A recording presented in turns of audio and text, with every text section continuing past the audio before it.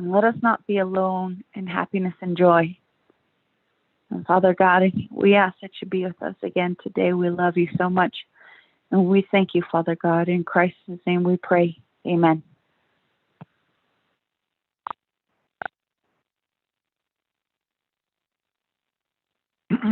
Yeah, lots of visit. Wonderful prayer. A good time to put those words up to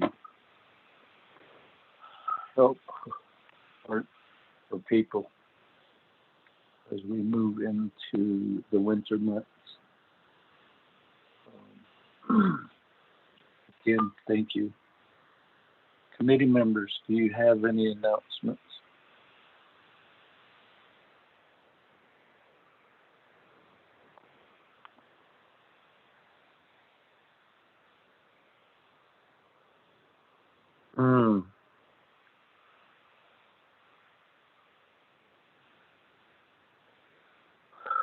If we do make the 13 signatures this morning, I guess the deadline's just right now. If we do make it, then our committee meeting tomorrow, the regular meeting, would be put on hold. And if that happens, then we could reschedule to next week if the colleagues so wish. If we don't make the 13 signatures, then our regular meeting goes on for tomorrow morning. And I thank each of the committee folks to sign the petition. Thank you for signing on. Most important in this aspect in the area of education is the legislation to confirm the superintendent.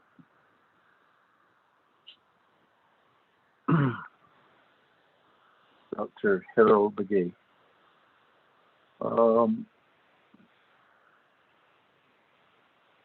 The other is we as a committee have 3 legislation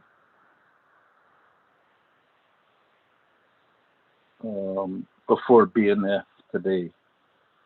The limited waiver of sovereign immunity for the Arizona, New Mexico, and Utah that Dr. Branseur has negotiated. And so that will be one of the items. So when I get the call from Ms. Peggy Knockright that the legislations are up, I'll have to exit this meeting and go on that BNF teleconference call, committee members. That's the announcement. So with that, let's go to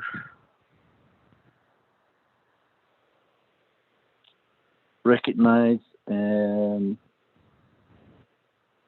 the guests and visiting officials. So those on the call, please announce yourself.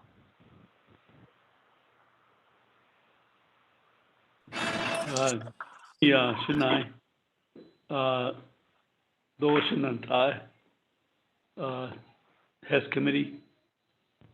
So he had Charlene so much for a nice prayer you presented this morning. Shea Wayne Claus, Janeto Kodoch and Lido Nasha. The Bethlehem than he has such an she than a thing he don't need. Nana Tatnis than Asia that Eskapa Asia Chinale that okay any shade that and he don't need that mentioned.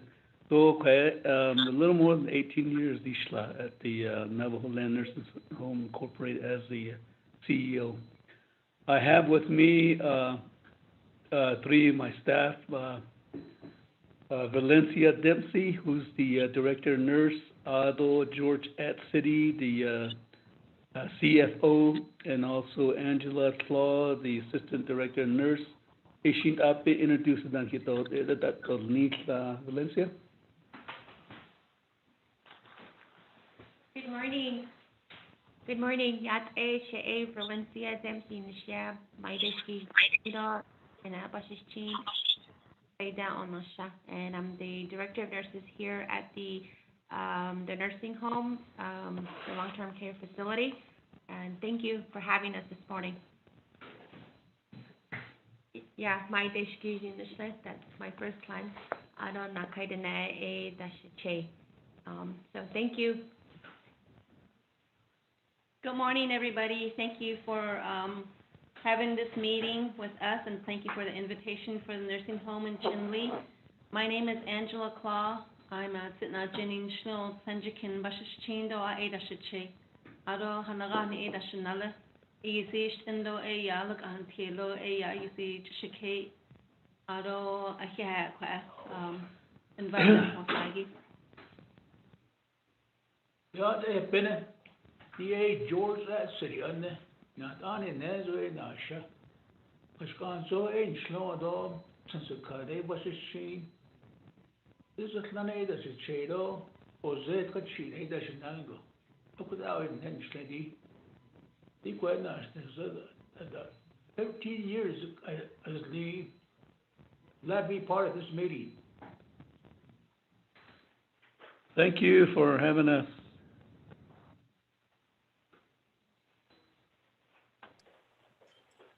Good morning, Chairman So and honorable delegates.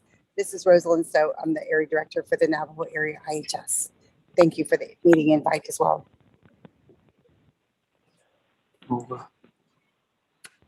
Good morning. Good morning, committee. This is Dr. James Davis, OPVP. Thank you for having me on this call. I will do my best to monitor this call as well as several others that I'm partaking. I do have staff on call as well who are monitoring this, so notes are being taken and your concerns will be noted. Yat Isha James Davis in the shed, Tatnasat in the shed, Doma Idishkizi Basas Chin, Shache, Tachini, Do, Shanali, Aschi, Yashagan, Kanfana.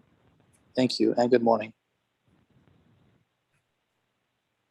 Good morning, Marquis Yazzie with the Office of Indian Self-Determination, Area IHS, and I also have Ms. Yvonne Keith-Billison, Management Analyst, OISD, and Mr. Ben Alford, Management Analyst, OISD, and Mr. Leonard Chi, Program Analyst, on the call as well. Thank you. Good morning, everybody. This is Dr. Gaines. Good morning, Chairman So. Go ahead. I'm the acting chief medical officer for Navajo area IHS. Thank you. And good morning, Chairman So and committee members. This is Captain Brian Johnson, acting deputy area director for the Navajo area Indian Health Service, work beside Miss Rosalind So. Nice to be with you all here this morning. Thank you. Good morning, Chair. This is Etsy Abasta from Office of the President and Vice President. Thank you.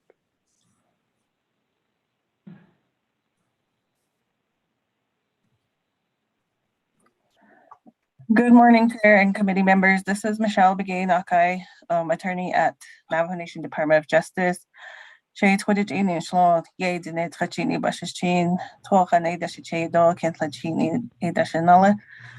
also want to let you know that I will be joining the Budget and Finance call too, as the chair also does regarding the DBMHS legislation on their agenda. Thank you.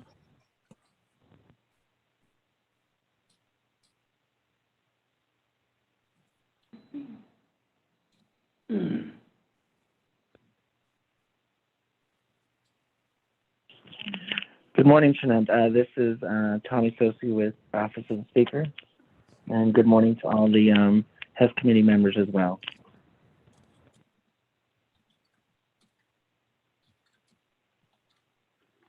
Good morning, committee members. This is Michelle Morris with Department of Health, Legislative Analyst. I'm on the call.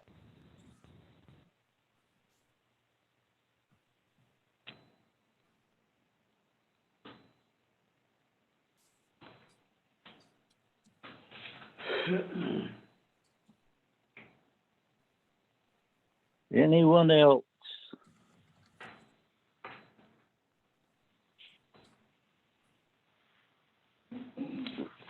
Miss Michelle Morris, Dr. Jim had relayed email. Do we have the delegated person on the call too? Yes, Chair. Her name is Kimberly Yazzie, and I'll let her know. But Dr. Jim did submit a email report, and it was sent to Angie Benali at 10:11 p.m. yesterday or last night. Thank you. Yes, I received it.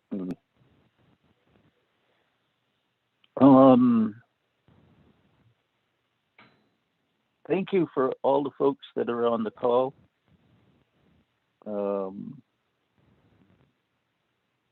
Director Rosalind, so it's been a while since we last heard from you, but welcome. And then all the folks from IHS as well as Navajo Nation employees. Captain Johnson, when did you get back from Washington, D.C.? I hadn't seen you on any of the press conferences. I've tried to avoid them, sir. Thank you. Appreciate. I always like putting in that little bit of humor in regard to some of the previous press conferences from the previous administration. So with that, Ms. Angelita Benali, could you review the agenda, work session agenda with all the folks on the call?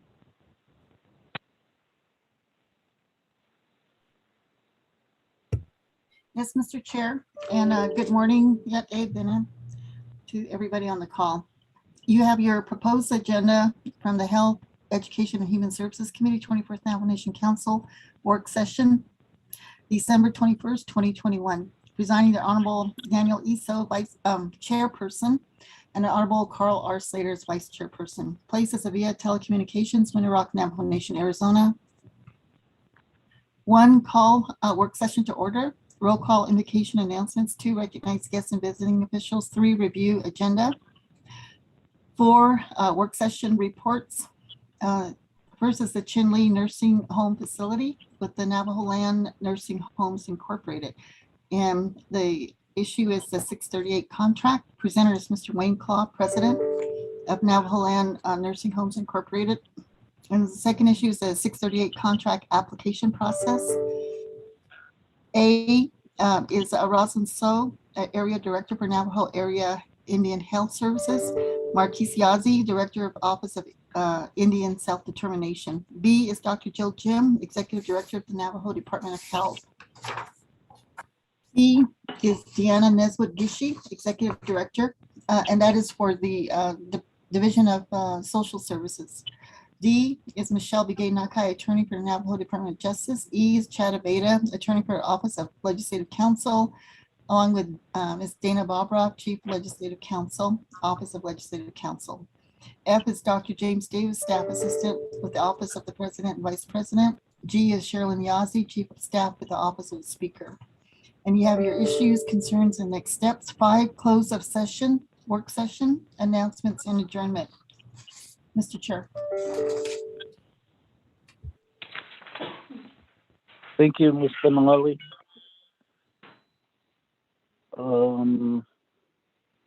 We don't need a motion or a second, and then now we can just proceed directly into the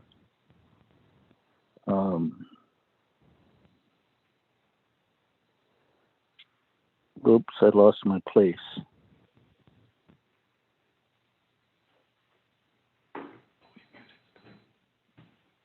we can go into the work session reports.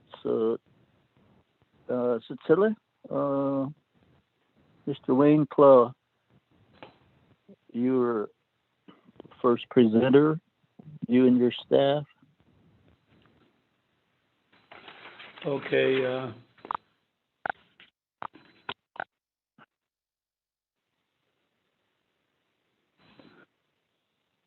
Good morning.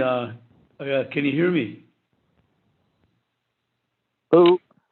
Akoshi Kat Shinai Donana Akat Shinantai Hess Committee. Thanks for allowing it and scheduling the meeting this morning. Yegon Tchago Kat Donana, all of you, those are in attendance, listening in. Thank you for being on the call with us. I know we've been, it's 4 years now. We've been trying to get the 638 adopted, and we've been asking. And yet, we're all in the health business.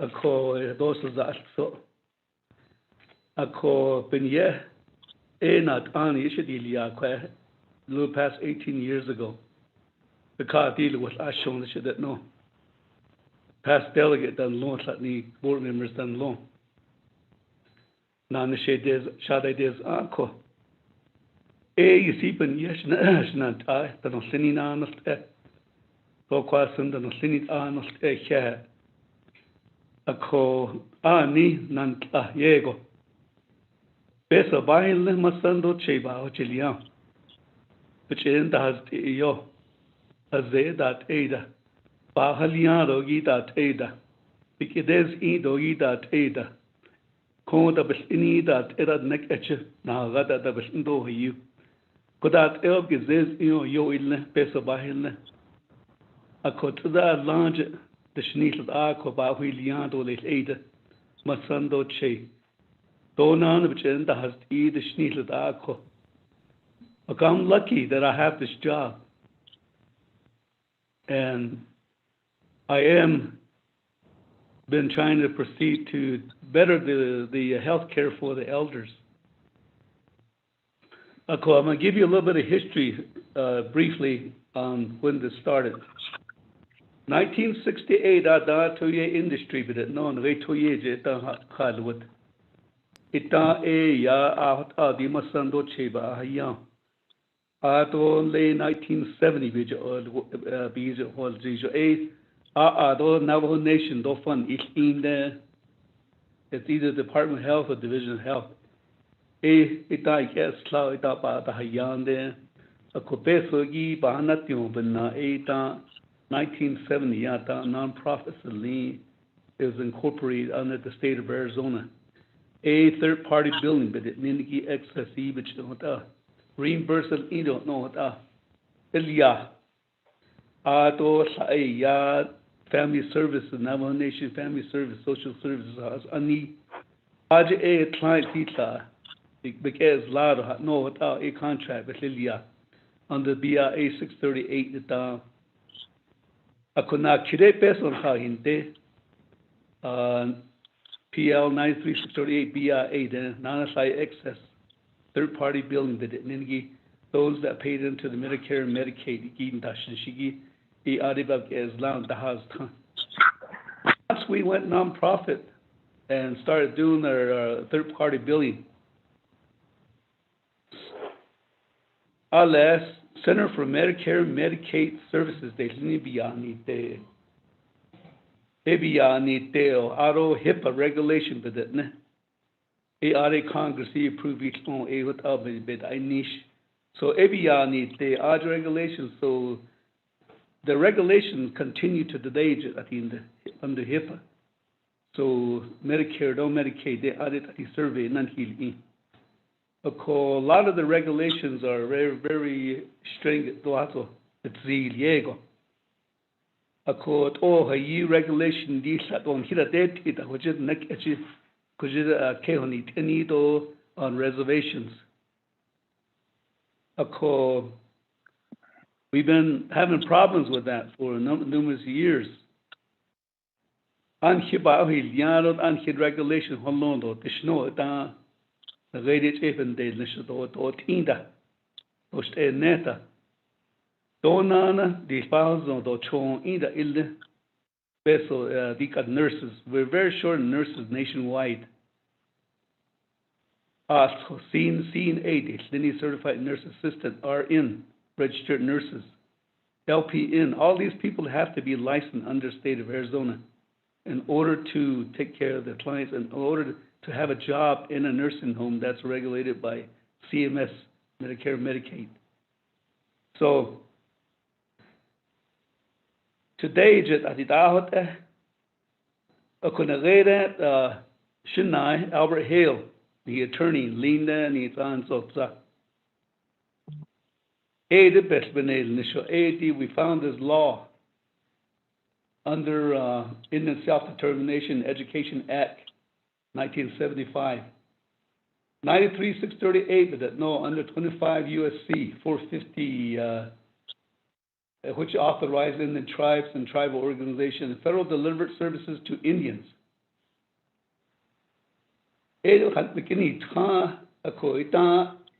We met with some Congress people, District 7 to represent India,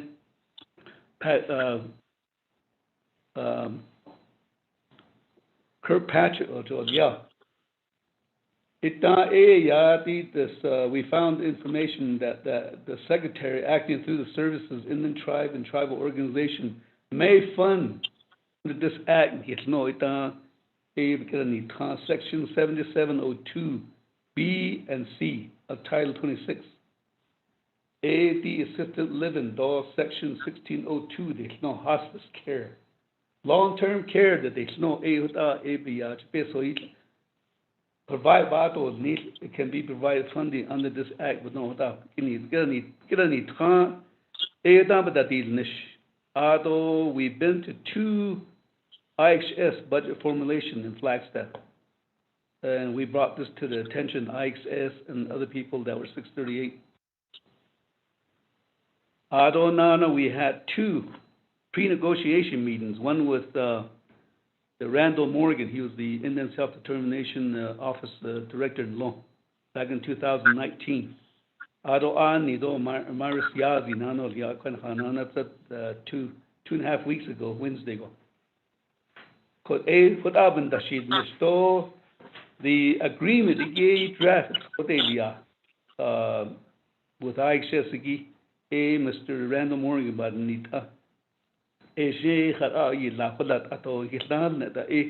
other than the 2 meetings we had, the negotiation meeting we had, the vessel be done in this funding, and actually we not heard anything positive yet. Khalid Khela, vessel yidon the funding that it no kotosa Hugo or next that we haven't really gotten an exact answer. All we know is there's no money in that funding. None hit that need ko. I could negotiate those net and hit best none hit that need ko. So we need an answer of where we're gonna go if we're gonna use this law to get money for a nursing home. How you don't qualify. None hit that need now then the court. Back in NHA, the nursing home became under the State of Arizona Corporation third-party billing. IHS memorandum agreement ya aja doctor and has tanigi na kigo ari kud nahanat ashtole. Doctors order each patient a medication that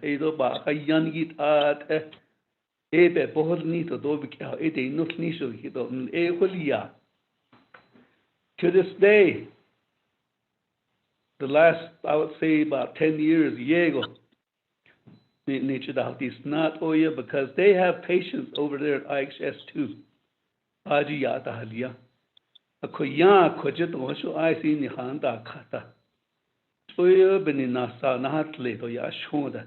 We have to have our own doctor. We can hire our own doctor, which would make it much easier to do a lot of the orders here for our patients, for grandma and grandpa.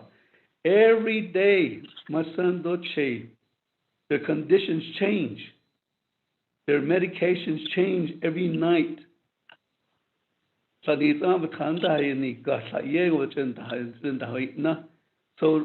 everything changes, so we have to have a doctor around constantly. Yeah, so I see what it is. So Akuta tegi PT da, OTs da, ST da, O contract in the yo we do that from the outside. We don't use as much IXS because they're very busy over there. They're busy with that.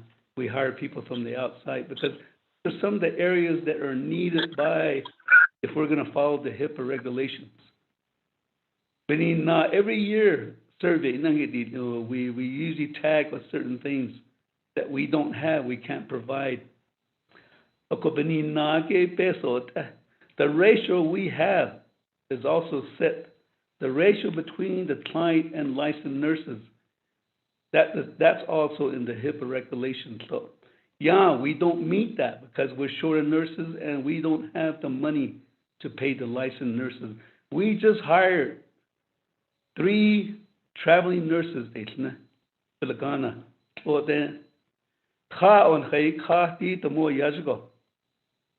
and each one of them are around, well, LPNs, they're around $95 an hour. RNs, they're $140 an hour.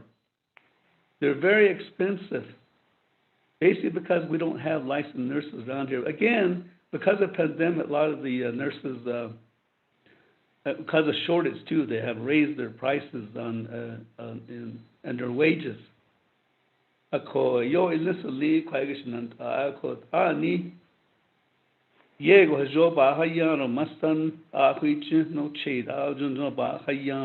day.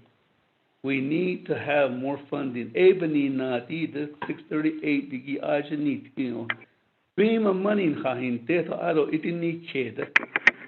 As you know, Shanant ko adn khanich nana start le kon proposal nana sa beso sa nanan kitishno. And I really think that IHS under the self-determination is responsible for their clients too. This is their clients over IHS, over 638 the hospitals. So there's no reason why we can't get funding through IHS 638 because we take care of the same clients. We take care of them 24 hours a day, 7 days a week. IHS does not see them that much. But they use the funding over there that I'm sure every year when they do their budgets, that they get money for that, for our clients, our 80 clients here in our facility. I thank the family services, They do everything they can to give us money through BIA 638. Yay! So that they do their best to help us. And I'm very proud that they do help us. I thank them for that. They probably need that money to go help somebody else, some other handicapped kids. So if we get to 638 money, that's a stream of money that we have. We don't have to beg for money anymore.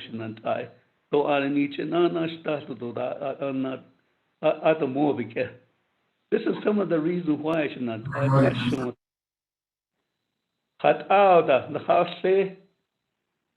Here you see IHS been holding the laws in place. Shouldn't song now tribes banasnish what abaka.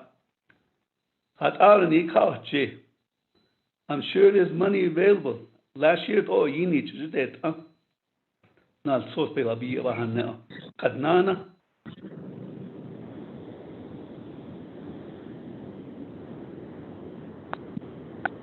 Oh, you Masanto Che. They do not qualify through Medicare and Medicaid. don't touch Nashibani, na Ado Bessie is uneven, not oh, so they don't qualify. It's like the privately owned nursing home off the reservation. That's how we run this place. And I really don't think we should do that. This place should be run according to the regulation of the tribes. Navajo Nation, beyond that, Yande Yaniki led us at the Yando of the Lando than his so they Yanda either. They prefer a tour, no mercy.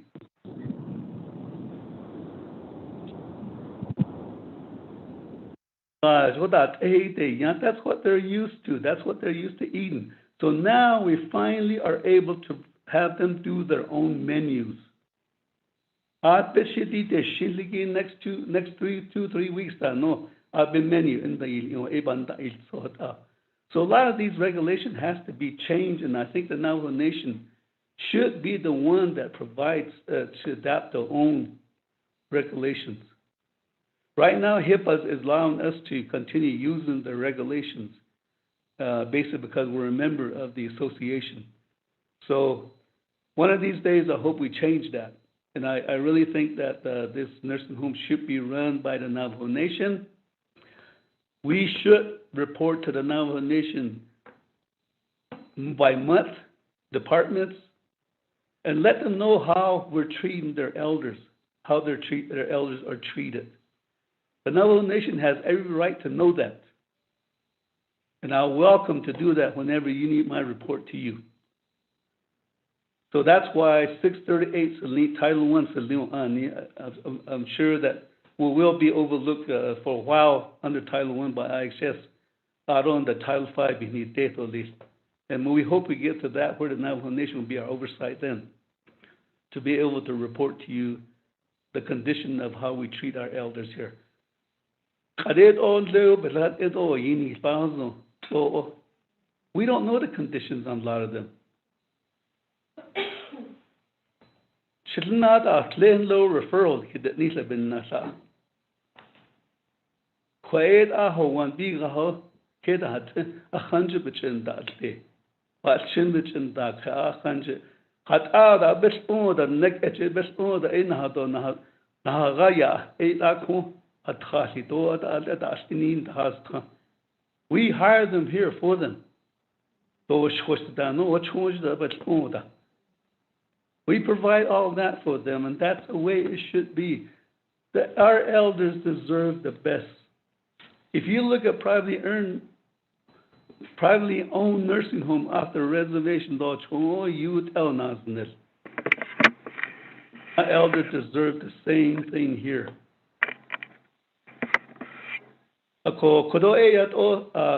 My nurses, director of nurses in Linny, they'll cover a little bit on the care and the shortage of nurses. Thank you again, and I wish all of you a Merry Christmas. A little bit on the care and the shortage of nurses. Thank you again, and I wish all of you a Merry Christmas. Hi, good morning again. This is Valencia Dempsey. I'm the Director of Nurses here at this nursing home. I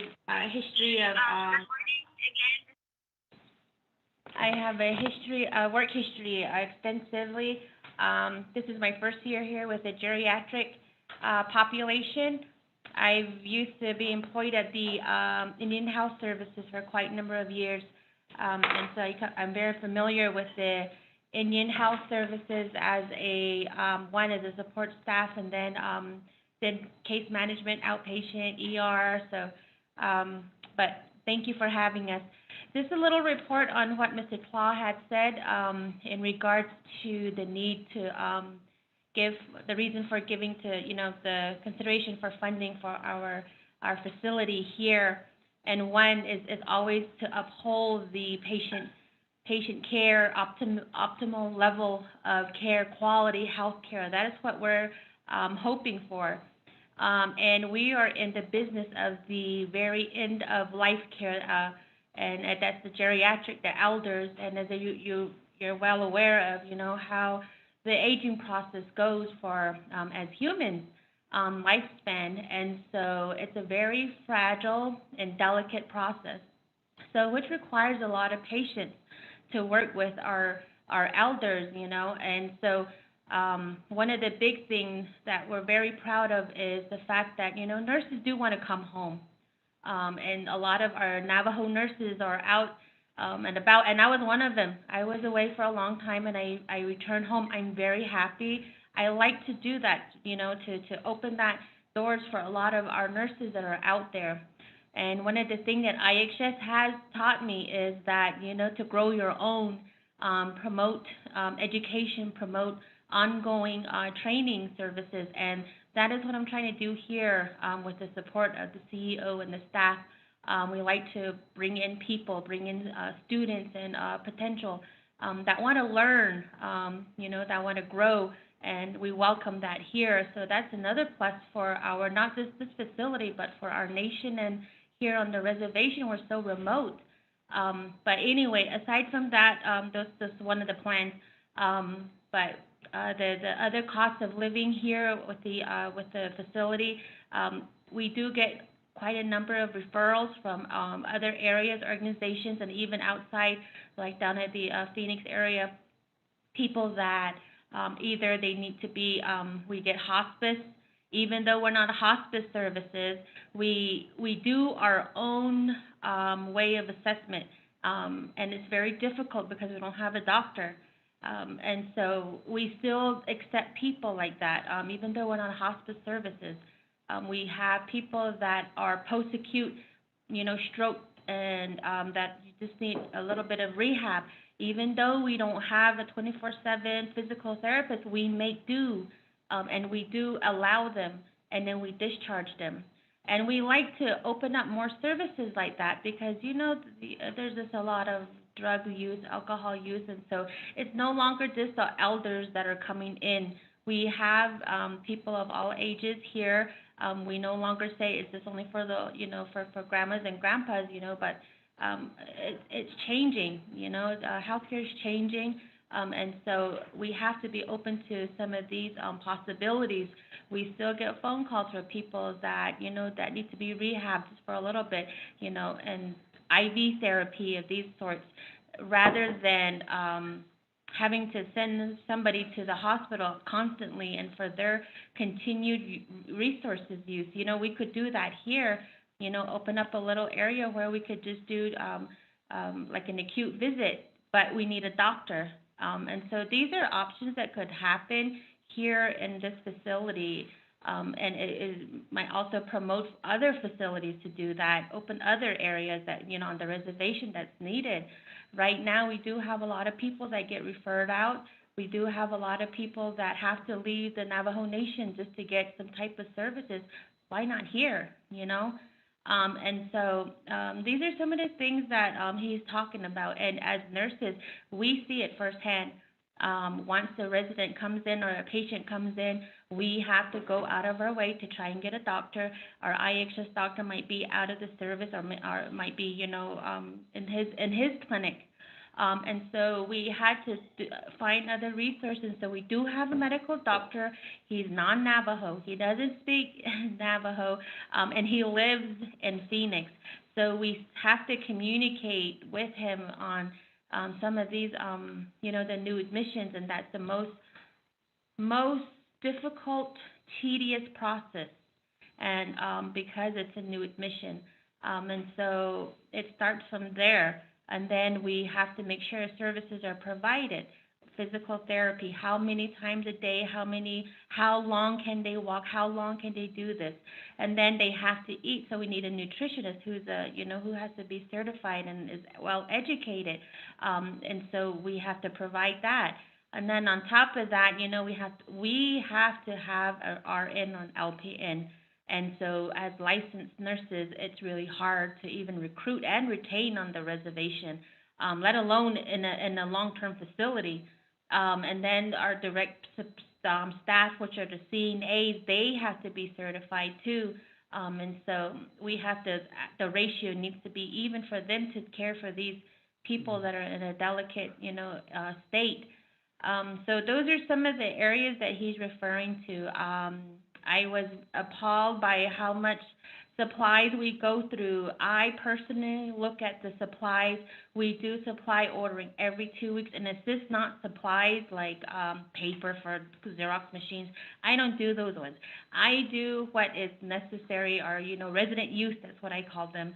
These are essential needs, and every 2 weeks I go through them, and I see the numbers go up. And so it's very costly.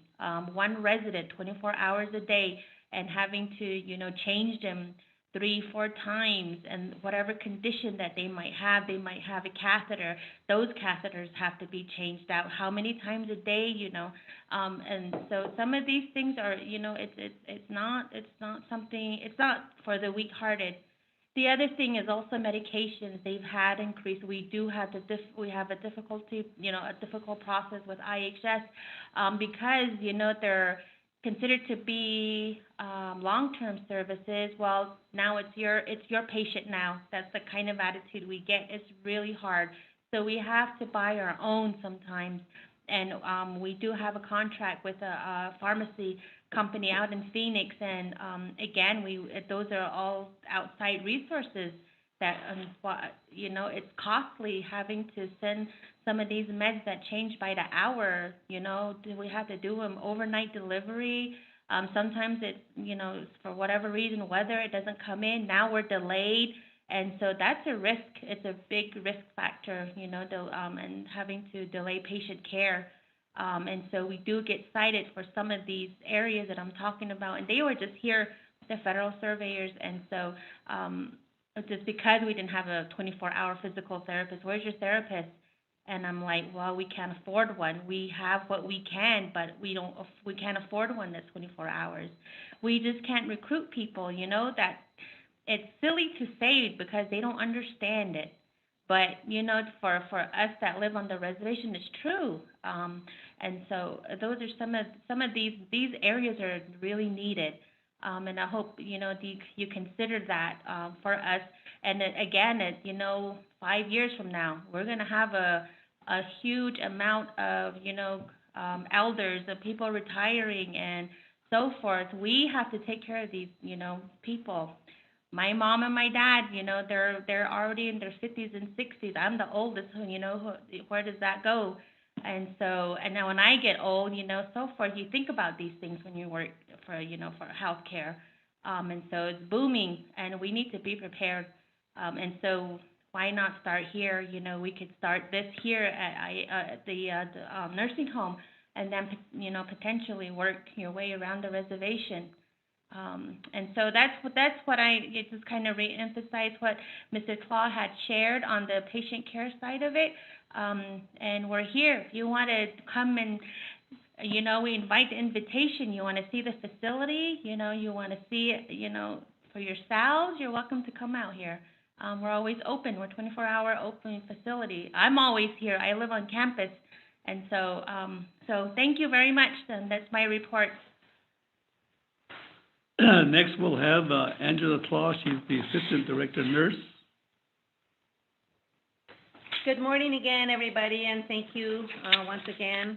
So I just want to add a little bit of information related to some of the issues that Mr. Claus and Ms. Dempsey had covered. So the majority of our concerns and our challenges, again, reflects in the personnel department. With the people that are contracting, or the people that have the middle person, as far as nurses are concerned, and other healthcare employees that they do contract, basically they're making lots and lots of money off of these people. And that's where our challenges do come into, where, we have to be, we have to offer those positions to those personnel, because our local nurses and our Navajo nurses really resort to those contract people because of the amount of money that they make, not realizing that, they're making lots and lots of money off of them. But, so that's where our big challenge is right now. We're unable to recruit a lot of these people in specialized areas. And also, with also at the registered nurse level, we are lacking a lot of our specialty care. One of them is wound care. We have to be specially certified in the wound care area. You have to be specially certified to be a quality assurance, a quality improvement personnel. You have to be specially certified in infection control, those kind of areas, and all the specialty services related to the therapeutic services that we covered. In addition to that, we are continuously challenged with housing. As you guys know, we are in a rural area, and we are not 2 blocks away from Walmart. So, those are many of the challenges that we face. When we do contact the contract personnel, the contract officers that can send us people that we need, those is one of the things that they always ask for. How far of a travel are you? And we say it's 2 hours one way to get, to Walmart or to a Home Depot. So, a lot of them back down because of those issues. We don't have fitness centers around the corners. We don't have eateries, readily available. So again, those are the many challenges. In addition to that, we got, as you guys are very well aware, we got hit very highly with the COVID stuff. Something that's very unexpected. We were unprepared for that. So a lot of our personnel, if they have been potentially exposed, then, we have to search for other personnel to take the position of those people that are missing from the staff. So those are some of the challenges that we're still faced up with because, as you guys are aware as well, the mutation of the COVID itself, it's just very unpredictable still. And so those are some of the things I wanted to share with you guys. And please do understand that, I'm very, very appalled by the fact that IHS, never ever really thought about setting money aside for the long-term care facilities, hospice programs, behavior programs, whereas, we, people always, especially when it's time to vote again, we use our elders, we use our veterans, we use our challenged personnel, our children, to be able to get into those offices, be voted into those offices. Why is it that we don't have funding available through IHS that, somebody like Mr. Claus had to come along and open the eyes of people? So, that's very, very sad, a sad situation. I don't know why it's like that, but just to share with you an insight of what we're faced with. And this is, in addition to that, this is the only nursing home on the Navajo Nation. So why is it that we have to beg and beg and beg to ask for assistance? So with sharing with you some of the things that we are encountered with and why we're asking for funding, additional funding, we need to be very compatible with the outside world as far as nurses and healthcare providers are concerned. That should be at least, the top reason that, we shouldn't have to be begging. So thank you for your time again. And we hope that we encounter positive situations. Thank you, Ms. Dempsey, Ms. Claus. During the pandemic last year, we've been very lucky, and I really compliment my staff, the nurses, especially those that took care of the elders 24 hours a day, 7 days a week. We never had any death in our facility. And as you know, you read the newspaper, you read reports, and there's a lot of people passed away from the COVID-19. And we never had that problem here, basically because we have a lot of dedicated nurses and employees here in our facility that implemented the policy right away to not allow and allowing people to get their shots and be able to do testing. And we're very lucky, the praise of God, we've done very well. And those needs ako ni pauzo oje do hi hotatsa ako ni he bajni ba yuni na yoni ni masando ni che ebeni na ya ba huilia to ran ki ba huilia don hishi soda hote ni masando ni che do ni zero ni mata halno ot el sangita has kado hi ba jo ba ko but aman si case Eben nadi ne khajon jun ko sataro les juno yado les hos dogodo ho zilon juno sataro les ben yes but abesa ben yini kid. And there's a lot more for us to do better. And again, thank you, Miss So from IHS to the team aden ashon ni ka to jahade at out ni ka to was not so san te hida as ben yes.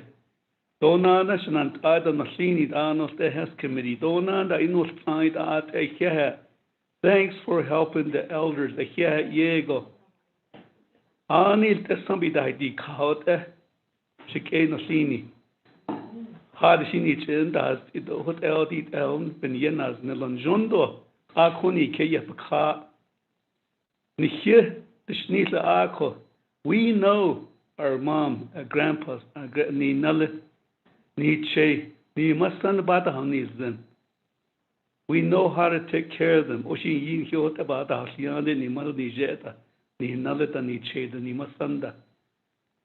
An hipa hiliado les eben yeti shnant ado, shnant ashi da nostandanos te. Ye venikato ja ashonde. You are welcome to come here. We do rapid testing for everybody that comes here. That's basically because for protection. Come and see us. You're welcome to come and see us and talk to us, talk to the nurses, how much time they take to take care of the elders. Aroba hayani da ashadneshil no soda the hand has and adanost ako here do lesto at skidol ashode at adam in that il nishiego do hidi khatiego. Not so so that deal needs to Bacatija. Ashonde. We don't want to take most of your time again because I know Christmas is coming up and I know some people are probably going to take leave too, and normally people do this time of the year. Of course, thank you, Shanant Hess Committee, thank you.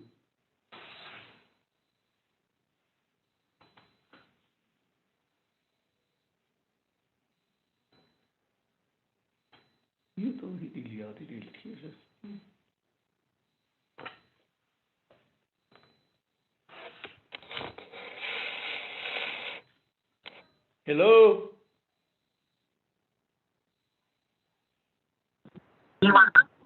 Oh yeah.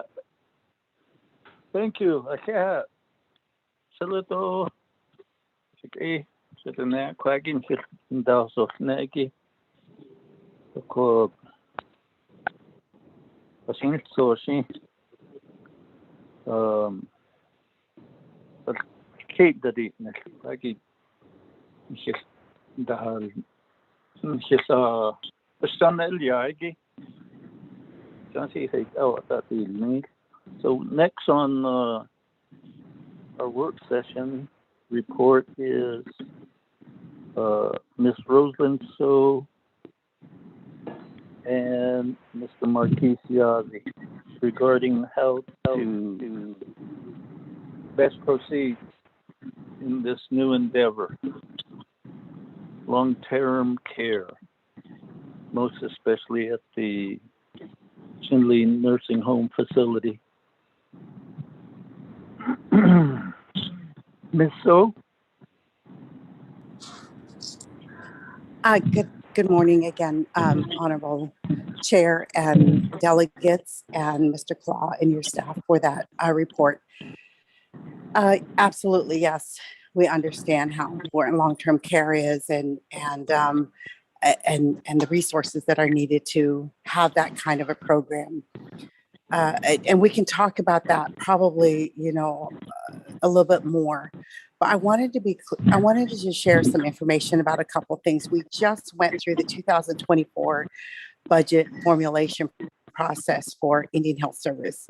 And as you can see in Dr. Jim's information that she provided, long-term care unfortunately did not move up on the priority list. So that's one thing that I think we all need to think about in terms of how we move forward. Is there a way that we can move that priority up a little bit more?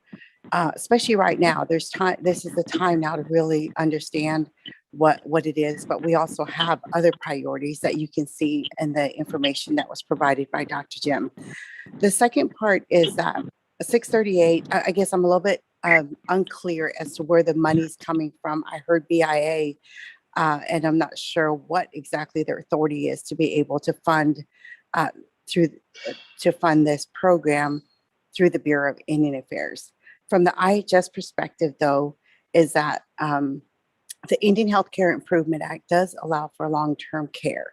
However, it's what we refer to as an unfunded authorization, which means that it can be done, but there's no money that was associated with that particular activity to be carried out by any tribe, let alone the Navajo Nation. Then the last thing I wanted to share is that if IHS were to enter into any agreement with Navajo Nation regarding this long-term care program, that money, any money that we would put into that will come out of the Chinle service unit. Because again, as I said, there's no additional resources that allow us to do this. So I think as we continue to look at the resources that are flowing now, as we continue to look at how we might still be able to collaborate and maximize the resources that we do have, that might be something that we can talk about. However, as I said, again, any money that IHS would put to this program, even if we could, would have to be taken from the Chinle service unit out of that budget to be put into a 638 program. And I'll tell you right now, the same things that Mr. Claus and his staff outlined with regards to cost of staff, cost of facilities, just everything that we're dealing with right now is the same on the Indian Health Service side.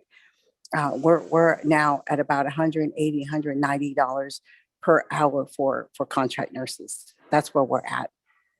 And there are no resources for even higher level of nurse care that we absolutely need in our hospitals right now. So we're desperately looking for how we're going to get through what they're looking at. It's going to be another surge with regards to the Omicron, and that we're trying to prepare for that as best as we can, because not only is there going to be another surge that we have to prepare for, our staff right now are exhausted. Our staff right now are exhibiting some behaviors that is unfortunate and a little bit concerning to me, or a lot concerning to me, actually. So we're trying to navigate through the process that we're in right now with the pandemic and the staff that we have.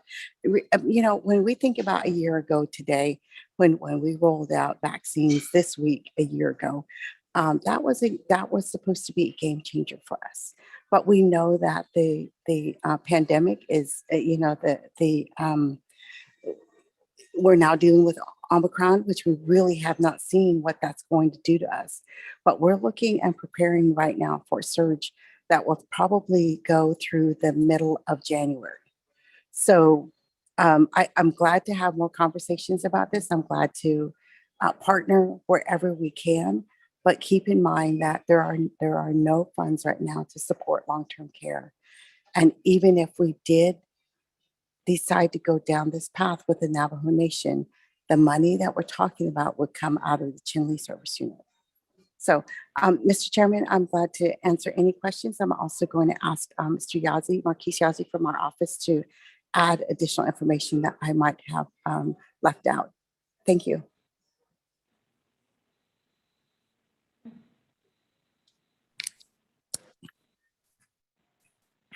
Thank you, Ms. So.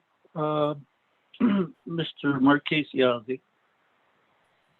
Hi, good afternoon. I'm going to share my screen, Chair, and just to kind of give you guys, I'm going to pull from a slide that I presented to the Chinle nursing home on August 8th, and just kind of quickly go through it and really highlight some of the aspects. You asked in the agenda to go over the contracting process under 638. So I just want to give you a quick overview. Some of this may have been familiar to the committee in terms of a presentation that I did for Title V, but more or less, this is going to be more from a Title I perspective. So if you don't mind, I'm just going to go through some of the slides real quickly until we get down to the contracting process, what that means, as well as getting into some of the different various shares that would be typically eligible for a tribal organization to contract from the Indian Health Service. So I'm just gonna do this real quick. So again, my name is Marquez Yazzie, Director for the Office of Indian Self-Determination. Here are some of my staff: Mr. Ben Alford, Yvonne Key Billison, Mr. Leonard Chi, area staff, Ms. So, Captain Brian Johnson, Acting Deputy Director, Acting Chief Medical Officer, Dr. Kevin Gaines, and then Ms. Dee Hutchinson, the Executive Officer from the Navajo area. And these are area key leadership positions that assist in the area-wide functions and responsibilities. Mission of the Indian Health Service is to raise the physical, mental, social, and spiritual health of American Indians and Alaska Natives to the highest level.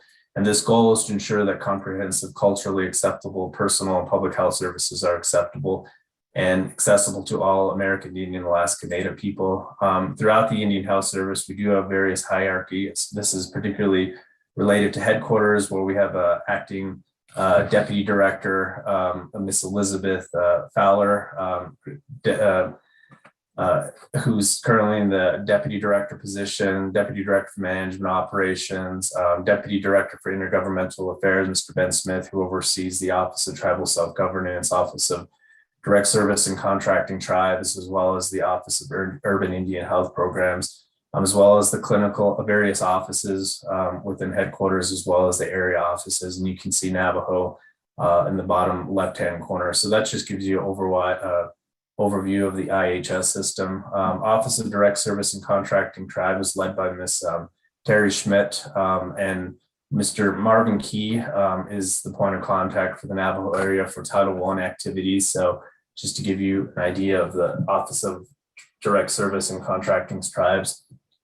And what they do is deal more with Title I conditions, as well as the federal service unit sides, thus the direct service portion of it. So, and then the Office of Tribal Self-Governance, led by Ms. Jennifer Cooper, and she oversees the Title V self-governance program. And again, those are Winslow, Tuba City, Utah Navajo Health System.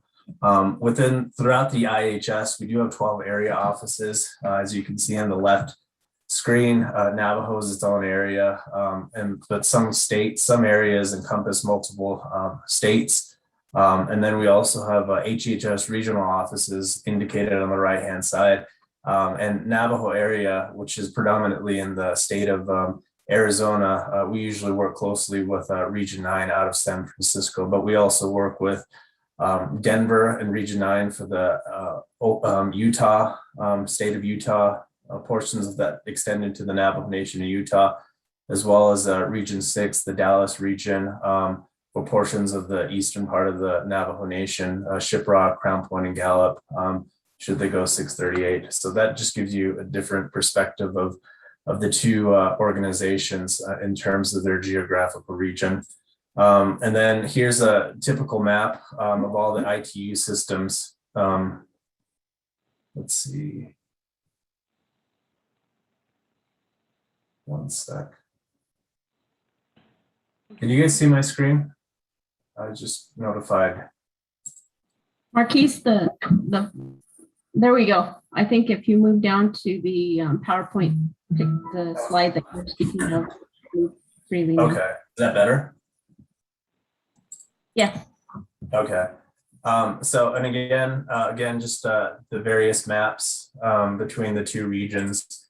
This gives an indication of all the federal, tribal, and health systems throughout the United States, and you can see Navajo in the bottom screen, and that throughout the ITU system, we do, based off of 2515 data, we have 118 IHS operated facilities, 534 tribally operated, so that gives you 652 facilities, various hospitals, ambulatory care, health centers, health school centers, health stations, and Alaska village clinics. And then again, just within the ITU system for the Navajo area, we do have 5 federal locations: Gallup, Crown Point, Shiprock, Chinle, and Kayenta. Under Title I, we do have the San Juan Southern Paiute Tribe, Fort Defiance Indian Hospital, Sage Memorial Hospital, Emergency Medical Service, Health Management Service, and the Navajo Treatment Center for Children and their Families, who have Title I contracts with the IHS, as well as Title V compacts, Winslow Indian Healthcare Center, Tuba City Regional Health Corporation, Utah Navajo Health Systems, who have compacts with the IHS. And then again, we have one urban Indian organization, which is the Native Americans for Community Action, located in Flagstaff, Arizona. So those are the geographical regions throughout, based off of the service delivery area for Kayenta, Tuba City, Chinle, Fort Defiance, Gallup, and so forth. But again, just under the Indian Self-Determination and Education Assistance Act, there are 2 titles, Title I and Title V, that we predominantly use in the IHS. But again, just to give you some definitions, direct service tribes, those tribes that receive direct patient care services from the IHS facilities. And this is typically your 5 federal service units, Chinle, Kayenta, Shiprock, Crown Point, as well as the Gallup service units for the direct service tribes. And then Title I contracting tribes, those tribes that have taken over or assumed IHS programs, function, services, and activities under Public Law 93-638. So those are 2 good distinctions to keep in mind when we're talking about Title I services. And again, the federal Indian policy was unique. The early backdrop to federal Indian policy started in 1776 as well as 1826. And this allowed treaties with tribes, and it is also part of our United States Constitution at Article 1, Section 8, Clause 3, to regulate commerce with foreign nations and among several states and with Indian tribes. So this is the early known federal Indian policy. And then we also get into other additional federal Indian policies, such as the Dawes Act of 1877, which allowed Indian allotments that we currently see on the Navajo reservation, as well as the Indian Reorganization Act of 1934, the Schneider Act. And this Schneider Act is particularly important because it is considered to be the basic authorization of federal health services to the respective U.S. Indian tribes. So that's an important time during that time. Then we get into the Transfer Act of 1955, the Indian Sanitation Facilities Construction Act of 1959, and then the Indian Self-Determination Act of 1975. So you can see the various Indian policies, and over those times, each one of those policies have a different effect. And to this day, the Indian Self-Determination has been very successful in its implementation and is still going to this day. So a lot of the tribes are very happy with how self-determination has been implemented. But again, it was enacted in January 4th, 1975, and it provided exercise self-determination rights under Public Law 93-638. And again, when we talk about the various titles under the ISDIA, Title I was where everyone starts off, either with the Bureau of Indian Affairs or the Indian Health Service. Title I is the focal point of entering into self-determination.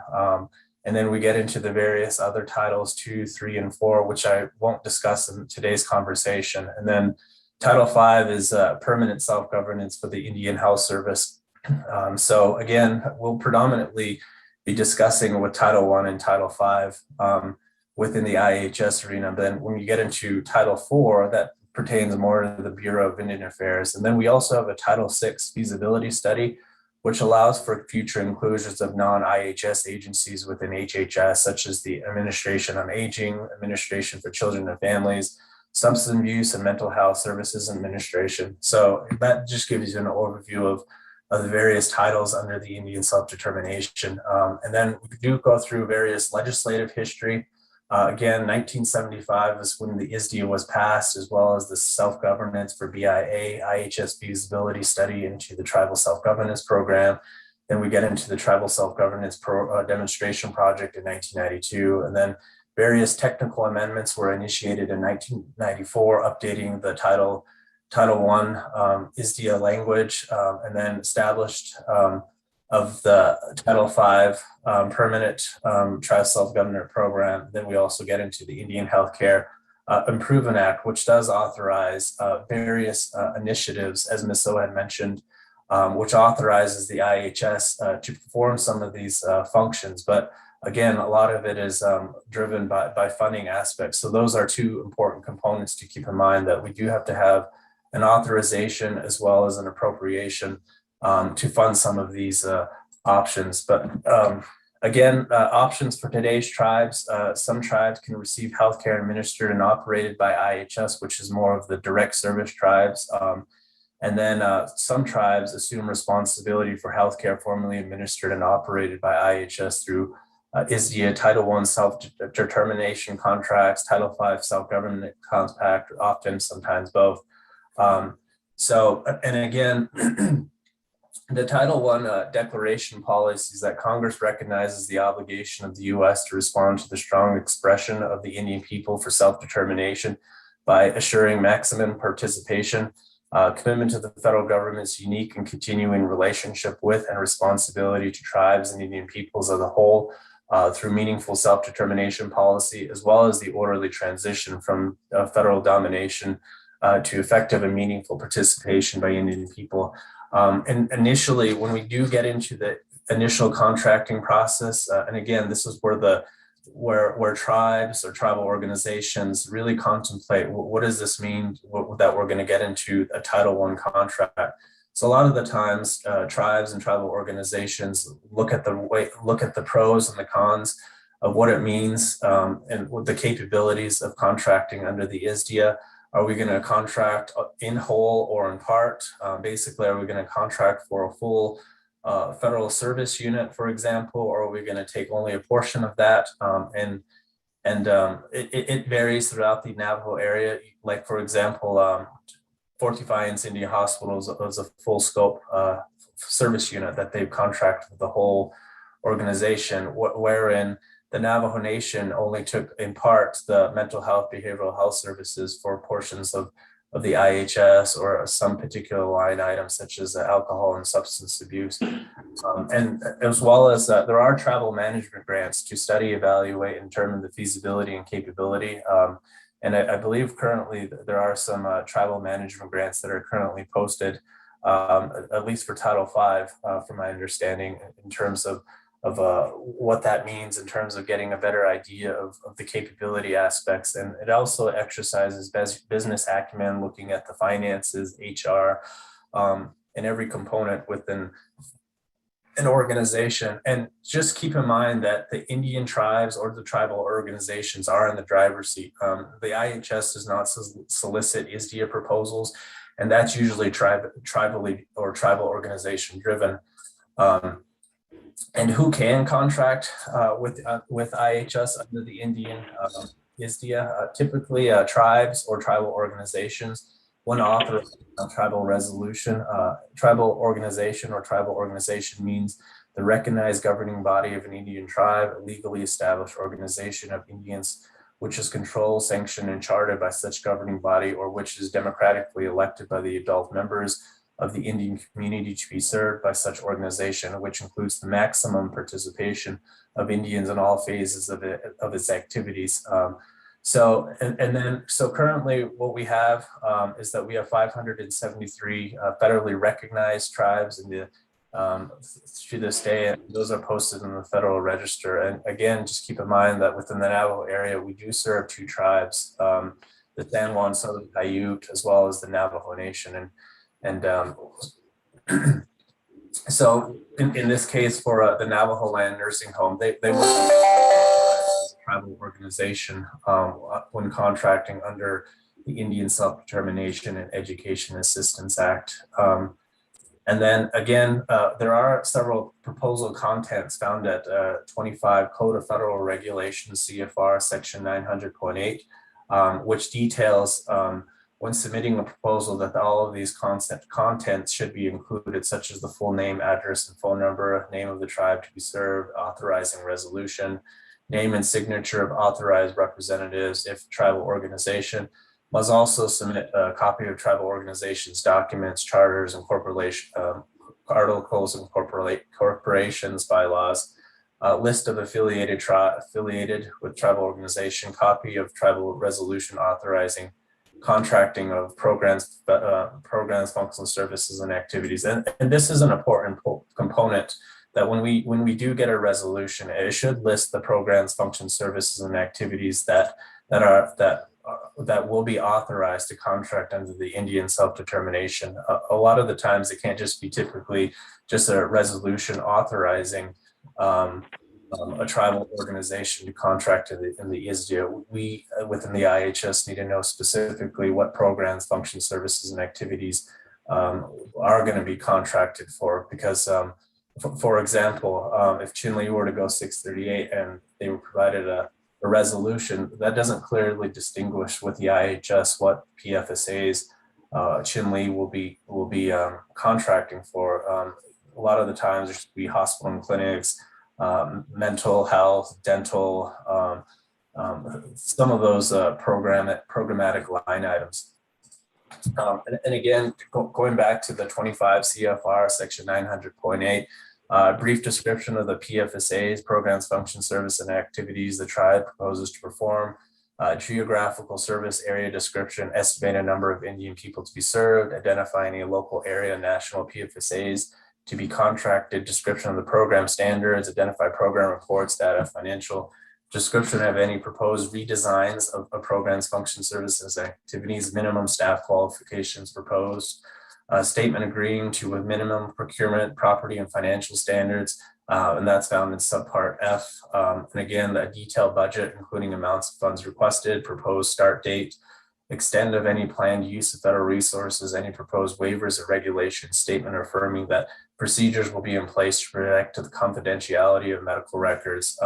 So all of that information can be found at 900.8, and that's typically the contracting process, at least the initial proposal that the IHS receives from a tribal organization going through the Title I process. A lot of the times, step 1 and step 2, I typically, I should probably reverse this, but typically the process is proposal received process, which receives all of the 900.8 as well as the establishment of pre-negotiations. But a lot of the times I like to put this pre-negotiation meeting before step 1, and this allows a tribal organization the opportunity to ask questions with the IHS. Again, this is where we get into where a tribe looks at the pros and the cons of whether or not contracting under 638 is actually right for them. And this is a key component because there are tribes, other tribes nationally, that don't have the resources, they don't have the capacity to contract under Title I. So therefore, they remain under a direct service where the IHS continues to provide them services federally, and it's federally operated. So again, this is where the pre-negotiations discussions, where we continue to have dialogue with the tribal organization, getting them really familiar of what it's going to take to contract under the Indian Self-Determination. And if they feel comfortable, then they could submit a proposal to the IHS, and then we go through the negotiation process, conducting negotiations, going through an ISDA contract, annual funding agreement, looking at their scope of work, looking at the funding aspects, as well as any type of IPA agreements or MOAs in terms of staffing, Gallup Regional Supply Service Center. All of that is conducted in the negotiation. And then step 4 is where we award and decline the ISDIA contract and annual funding agreement with the IHS. And usually within that particular time period from when we receive a proposal to a negotiation process, we do have timelines that need to be met statutorily. So usually when we do receive an ISDIA contract proposal or any type of proposal from a tribal or tribal organizations, we do within a 2-day period submit that we received the proposal, and then within a 15-day period we review of all of the 900.8 aspects, and making sure that if there's anything missing but according to 900.8, and we then submit back to the tribe that these items are missing, and that if you could reply back to the IHS within 15-day period according to 900.15b. And overall, we have 90 days to either award or decline the contract. And typically, if the issue becomes if the IHS do not come to an agreement within that 90-day clock, we have to issue a declination based off of 5 criteria. But otherwise, if it's not deemed approved or declined within that 90-day period, it's actually approved. So we look at these timelines very closely, making sure that everything is submitted timely, and that we meet these statutory dates. And then again, this is once a proposal and a contract have been entered into. When we get into the renewal process, the IHS or the tribe need to initiate the renewal process 120 days before the close of the fiscal year or the calendar year. And this also aligns with when a tribe submits a proposal, it also goes in with a 90-day clock. So it gives us a little 30-day buffer to initiate conversations with the tribal organization.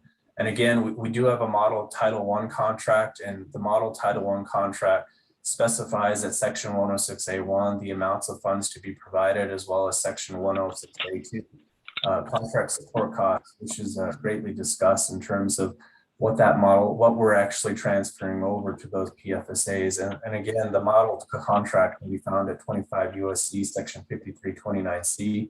And again, both Title I for BIA and IHS use this Title I model contract to enter into ISDIA contract with the IHS, the Bureau of Indian Affairs.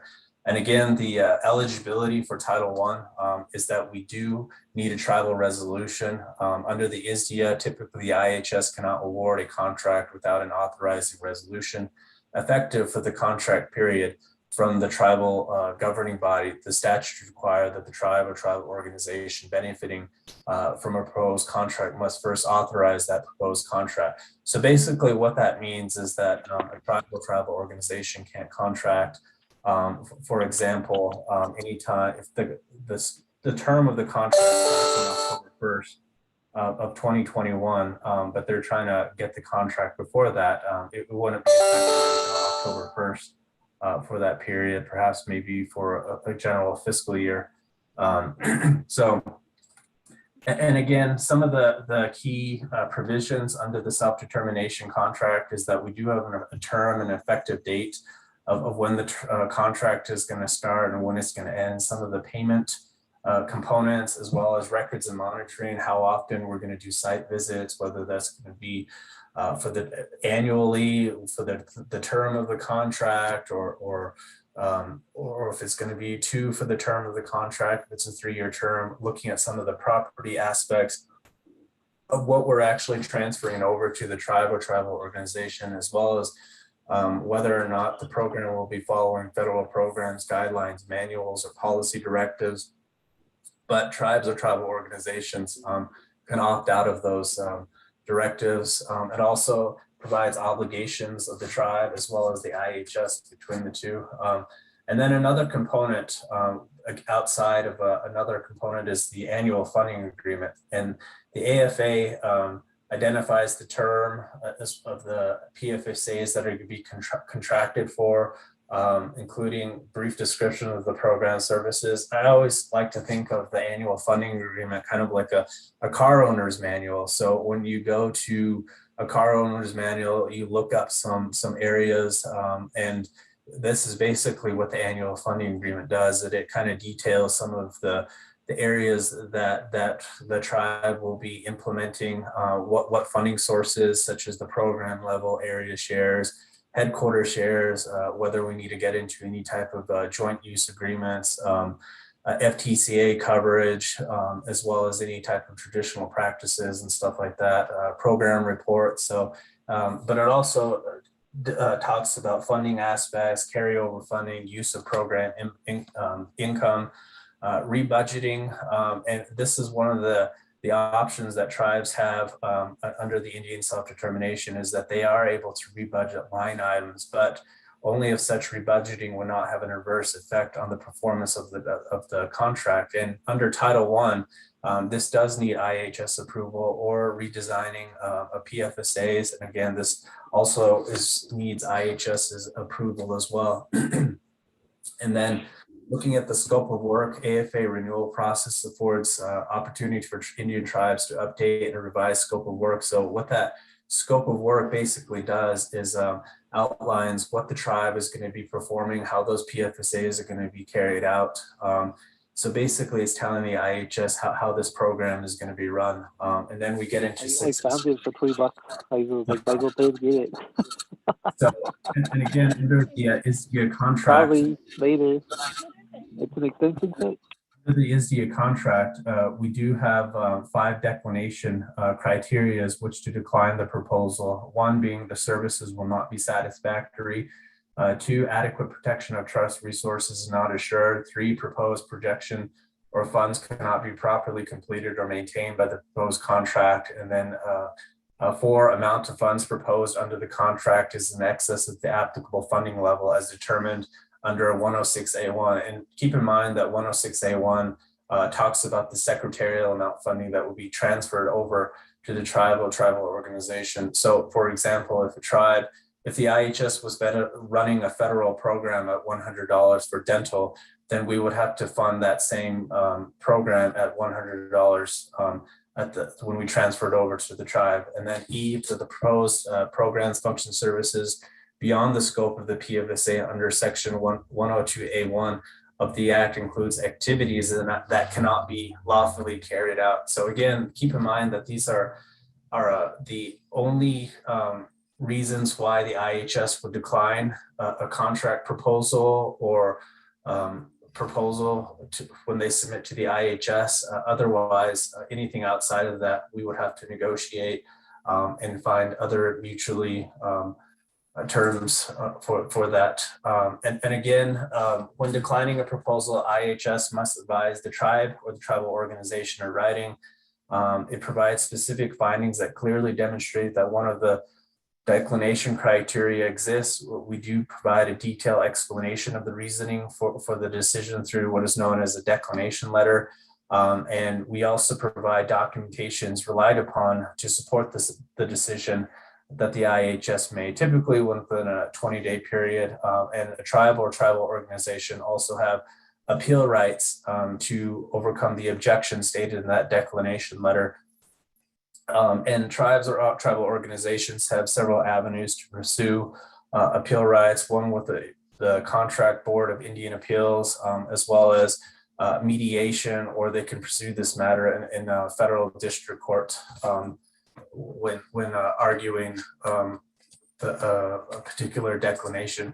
So again, this is an overview of the ISDIA. We do have an ISDIA contract, which provides authorization under the ISDIA, and as well as the annual funding agreement. So in this case, if the ISDIA contract is only good for 3 years, we will have 3 annual funding agreements, 1, 2, and 3. And then we'll close out this particular ISDIA contract and annual funding agreement. Then we'll enter into before 120 days before the close of annual funding agreement 3, enter into a new ISDIA contract and repeat the cycle for as many times as the tribe wants to continue to operate under the Indian. And again, when we get into the funding aspects of 106A1, the amounts of funds provided shall not be less than the Secretary would have otherwise provided for the operation of the PFSA. Again, for example, if the IHS was running the dental program at $100 or $200, then we would have to fund that same program at $100 or $200, depending on what the current level is that the IHS would run. It can't be less than what the Secretary would have otherwise provided for that funding. And again, we do get into 3 levels of shares that are available under the Indian ISDIA. We get into the headquarters shares as well as the area level shares and the local level shares. And the IHS headquarters shares are portions benefiting each tribe from a national perspective. So it's a big pot of money that is divided between tribes from a national perspective. And then when you get into area level shares, there are pots of money at the area level shares that are designated for each one of the 5 federal service units that a tribe or tribal organization can tap into. And then we also get into the local level shares. For example, this would be at the Chinle level, local level share of everything that would be available under the 106A amount. And again, when we talk about transferred versus retained share, there are different PFSAs by line items. So line A, line B, line C, and so forth. So a lot of the times those amounts will be transferred over to the tribe or tribal organization who are contracting under the Indian self-determination. And ever so rarely, like lines X, Y, and Z, when we talked about retained, that just means that those amounts are going to be left with the IHS to perform those operations. For example, information technology is often very expensive for a tribe to administer, given the various security updates and patches. So a lot of the times, a majority of a tribal organization will leave their IT shares with the IHS, and the IHS will perform that particular function on behalf of a tribal organization who are contracting under the ISDIA. So that just gives you the 2 different variations between what is transferred as well as what is retained. And then again, we do have contract support cost funding, the amounts for each amount for the reasonable cost for activities which must be carried out by a tribe to ensure compliance with the contract and prudent management, by which 25 USC 5325A2 normally not carried out by the Secretary when she or he was operating the program, or are provided by the Secretary in support of the program from resources other than those under the contract. And the CSC contract support costs should not duplicate activities funded in the secretarial amount. So we do provide dollars for operating the contract, and those are given through contract support cost funding based off of direct and indirect dollars in submitting an IDC pool to either the Division on Cost Allocation or the Interior Business Center, who you typically determine an IDC rate, and then we establish what is known as annual contract support costs, or ACC template, to calculate these contract support costs in terms of how much would be applicable if a program or a tribal organization were contracting at the program level, the area shares, as well as the headquarter shares. And we do have a contract support cost policy that outlines the CSC aspects, and that was negotiated and worked closely with tribes. So this is a national policy that we currently use in terms of supporting and funding the CSC aspects of an ISDIA contract. And again, but on occasion, there will be reductions under the Indian self-determination, and it does go back to the language that the Secretary cannot be reduced. But there are a few occasions, such as reduction in appropriations, sequestrations, rescissions, tribal authorizations that would lead to reduction. But typically, this is very rare in terms of reducing a tribe's dollar amount from one year to the next. But again, amounts of funds required under 6 shall not be reduced to make funding available for contracting, monitoring, or administration, to pay for federal functions, to pay for cost of federal personnel displaced by an ISDIA contract. And again, we always have to cite the availability appropriations, notwithstanding any other provisions of the subchapter, the provisions of funding. Funds under the subchapter is subject to the availability appropriation, and the secretary is not required to reduce funding for programs, projects, or activities serving a tribe to make funds available to another tribe or tribal organization under this subchapter. So that's a key component. And again, another aspect is the carryover funding. So if a tribal organization in a general fiscal year or calendar year have $100 remaining, they can carry that $100 into the next year and still receive their full funding in the subsequent year.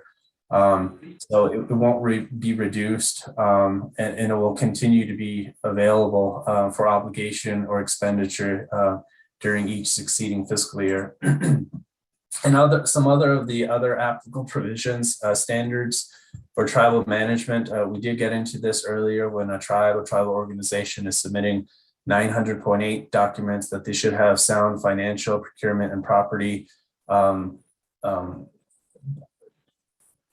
components in place. And we also get into the Federal Tort Claims Act, which is a key provision that is under all ISDIA contracts with tribes and tribal organizations. It does give the redesign authority, as I briefly touched. And then we also have a retrocession and reassumption under the ISDIA, and I'll get into those a little bit more specifically. Another area that tribes and tribal organizations need to also submit is a single agency audit report, and it should be done annually. And those guidelines can be found at 2 CFR 200, which is called the Uniform Guidance, as well as programs that expend $750,000 or more are required to submit a single agency audit report. And usually, if you're operating under a fiscal year, which is from October 1st through September 30th, your fiscal year single audit will be due January 1st. And if you're operating from a calendar year, January 1st through December 31st, it will be due October 1st for that year. And again, just getting back into the retrocession, a tribe requests to retrocede a contract or any portion of it. It's more of a tribal decision.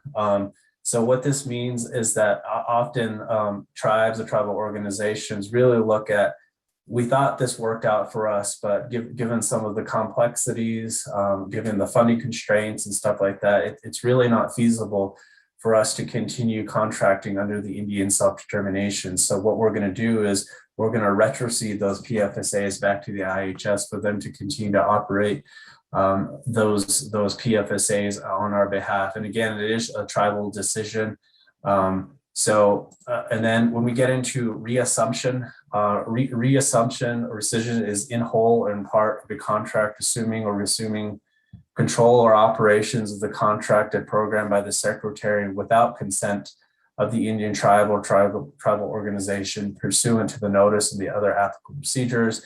And this is based off of reassumption of findings of imminent endangerment to public health or gross mismanagement of funds. And again, that also has appeal rights when the IHS reassumes the program. So, but I'm just giving you the two distinctions. And again, another aspect of the ISDIA is access to federal supply sources. Tribes could use the Gallup Regional Supply Service Center for supplies, as well as the National Supply Service Center in Oklahoma to get discounted pharmaceuticals with McKesson Prime Vendor. Those are some of the aspects when operate contracting under the ISDIA that tribes or tribal organizations are access federal supply sources, GSA Advantage, things of that. And again, Federal Tort Claims Act, it extends FTCA coverage to contractors carrying out ISDIA agreements. The tribal or tribal organization employees must be acting within their scope of employment and the scope of the contract. But the IHS doesn't guarantee FTCA coverage. This decision is usually determined by the Department of Justice And ultimately, the courts have the final word on the FTCA coverage. But this is a key component that is included in all ISDEA Title I and Title V contracts. And then I'm going to skip that. And then again, just to clarify that Title I contracts are not procurement contracts. They don't operate under the federal acquisition regulations. So the FAR does not apply to ISDEA agreements. And again, this stems back to the Title I model contract, which outlines the terms and the conditions under the ISDEA. And again, common features of they're not procurement contracts. Funding is provided, access to federal supply sources, the federal tort claims.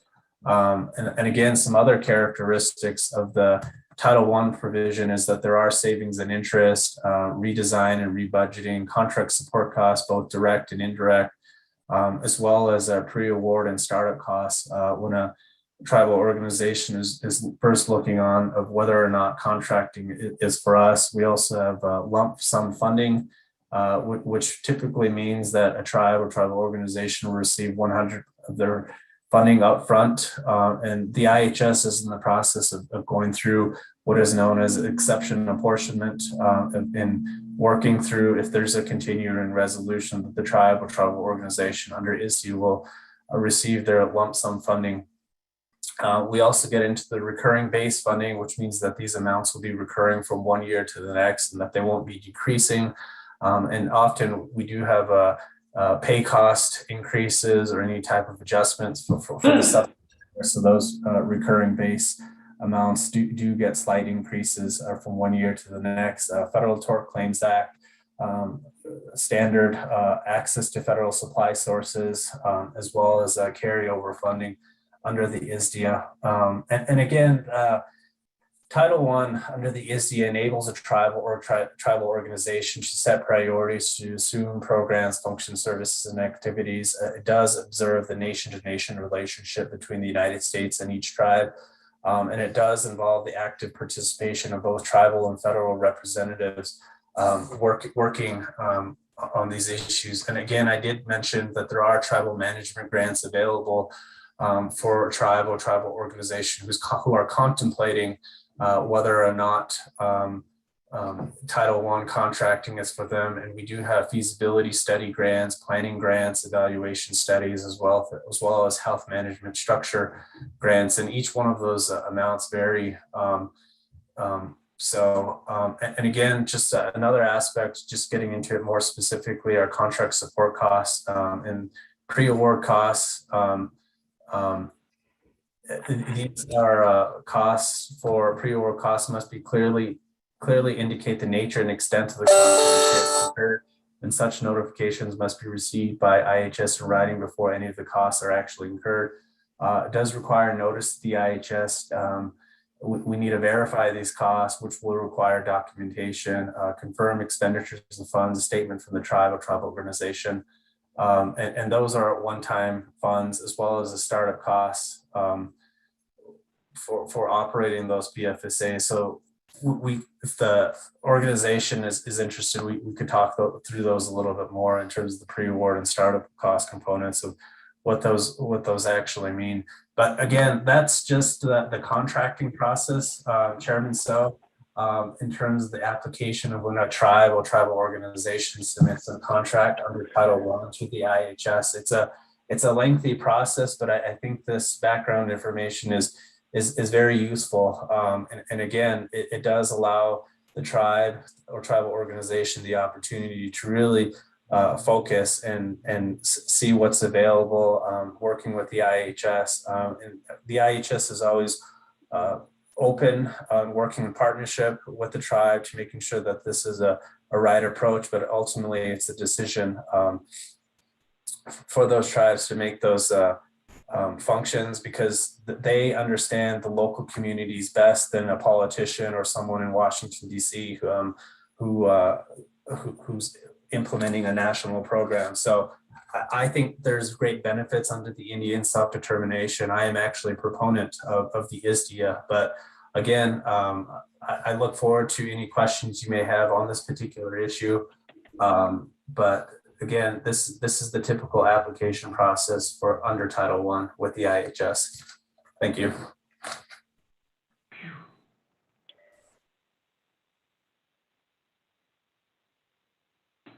Thank you, Mr. Yazzie and Ms. So. Committee members, do you have any questions before we proceed to the next presenter?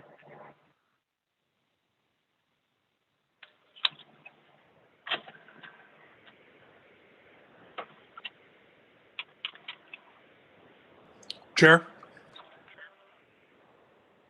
Vice Chair Carl Slater, you have the floor.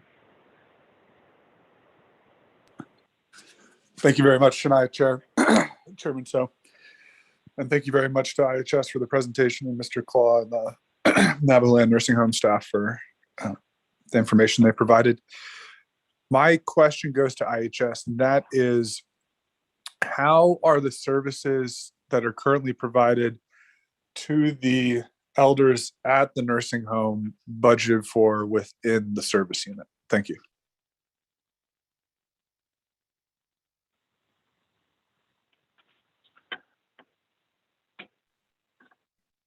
Ms. So.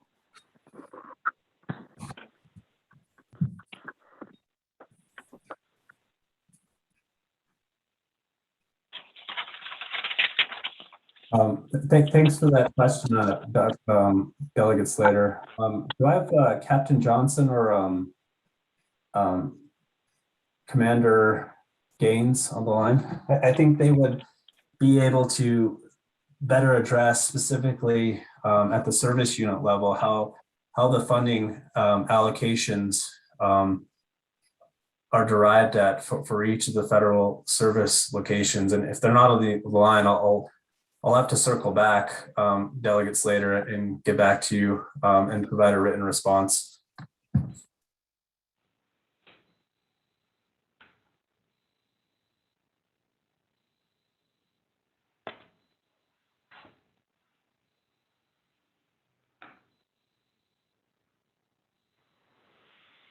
Captain Johnson.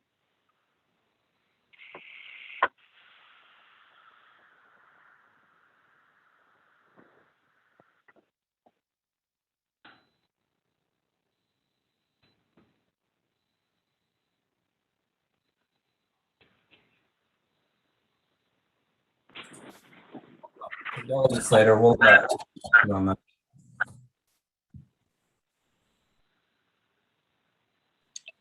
Chair, can I ask another question? Go ahead, Cecilia.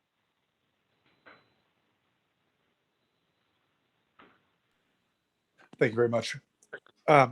So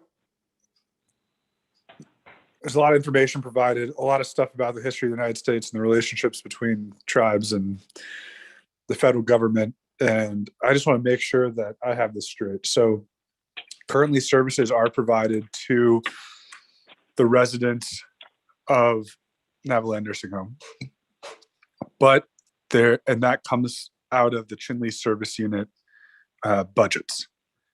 But there is no money budgeted at the national level within the IHS's budgets to allocate funding into the line item that permits transfers to a 638 facility like Mr. Claus' facility to fulfill those same services. Is that accurate? Is that a good summary, or is that wrong? And can you please correct it if it's wrong? Thanks for that question, Delegate Slater. That is a correct statement. And again, the IHS has never operated or had a budget line item specific to assisted living. So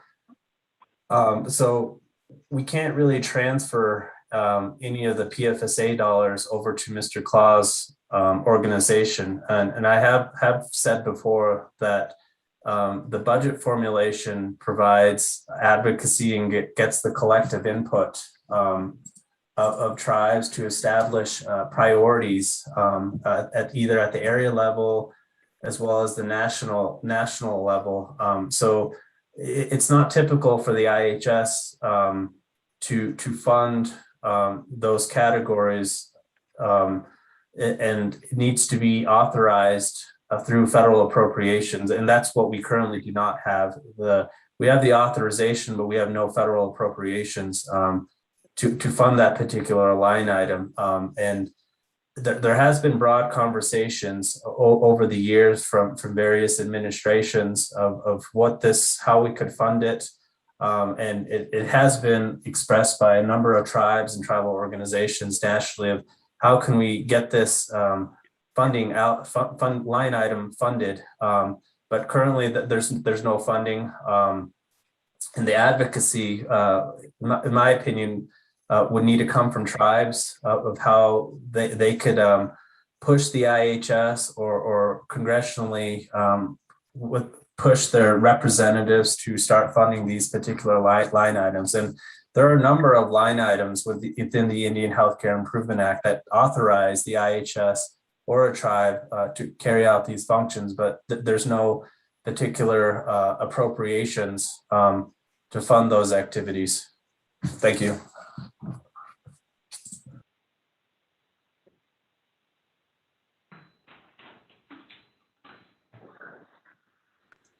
Chair. Oh, Cecilia, follow-up question? So are there any workarounds where treatment, pardon me, that is ordinarily delivered by the service unit to the clients of the nursing home could be transferred over outside of the assisted living line item?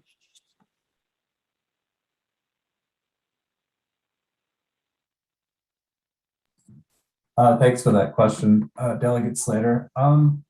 It could be possible. I mean, I think that's where the provisions and the authorities for rebudgeting and redesigning a particular program can come into play. And as Ms. So did mention earlier on, that if there were going to be some discussions on this particular issue, that it would pull away from the Chinle service unit allocation dollars. And again, within the IHS, we're currently underfunded and we're currently understaffed on a number of levels.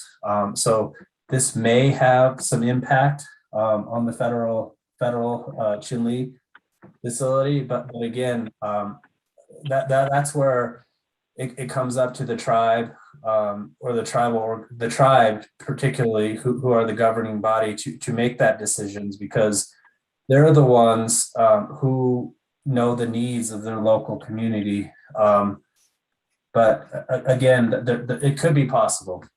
Thanks.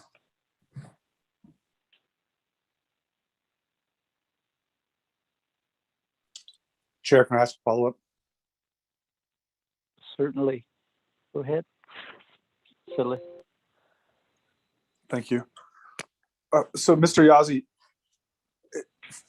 when you say the tribe needs to make that decision or provide that guidance to IHS, in what form would that come? Because hasn't the nation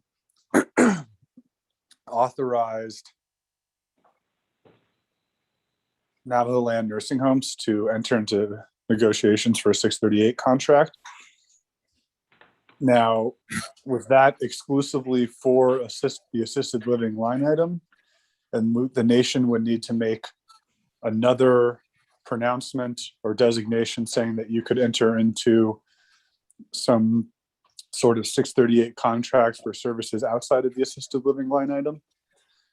Can you provide some guidance there? Thank you. Thanks for that, Delegate Slater. So the IHS could enter into a no-cost ISDIA contract, but again, we would need to figure out and have broad discussions on where we're going to actually grab the funds from. And again, I do caution the no-cost ISDIA contract approach. And I think the Navajo Nation should continue to advocate at the national level of how we can get these line items appropriated. But I mean, we're going to have extension conversations of what that would actually look like. We've never actually entertained something like that. I think typically we've always kept the service unit intact in terms of funding. And the Navajo Nation is wanting to pursue Title V self-governance, which they have expressed. Perhaps this would be an avenue of how they want to incorporate that into their self-governance compact long-term wise. So again, I will just caution that particular approach until we have some additional discussions on this particular issue.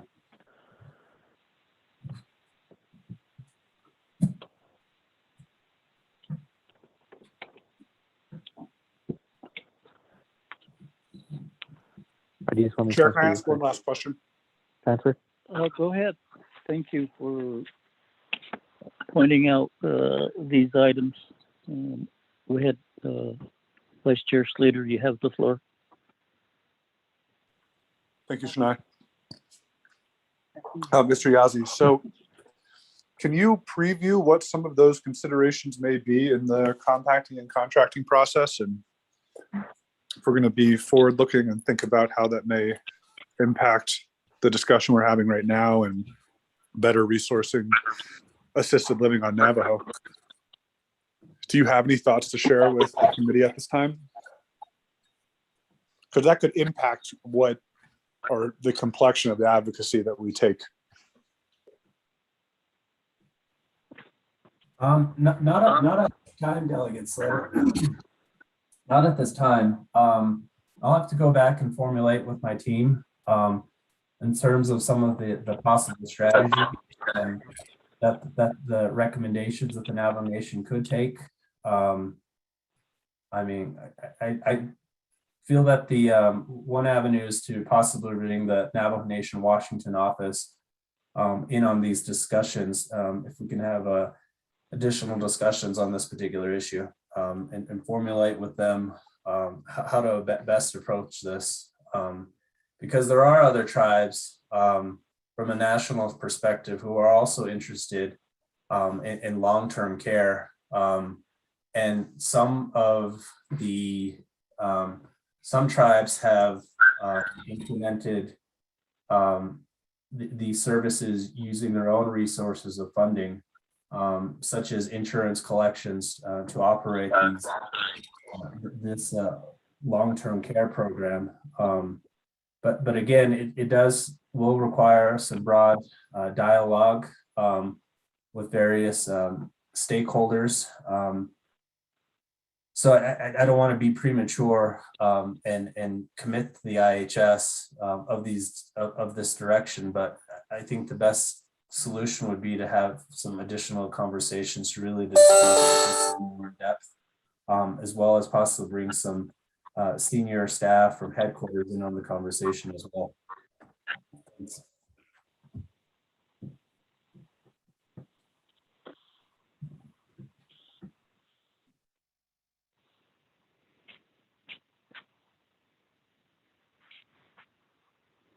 Thank you, Mr. Yazzie. Committee members, anybody else have follow-up questions? If not, then we will go to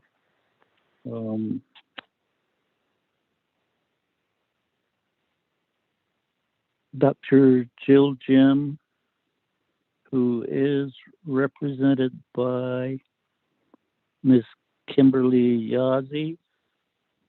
We also will go to Deanna Neswit-Gishi, and then Michelle Begay-Nakai.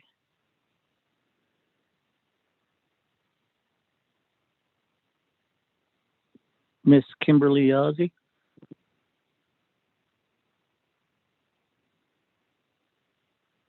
Before she comes on, committee members, Dr. Jim did forward us her brief report respective of the tribal priorities that were part of the tribal consultation earlier this month. And again, long elderly long-term care sits at a lower level. Committee members, Ms. Kimberly Oz.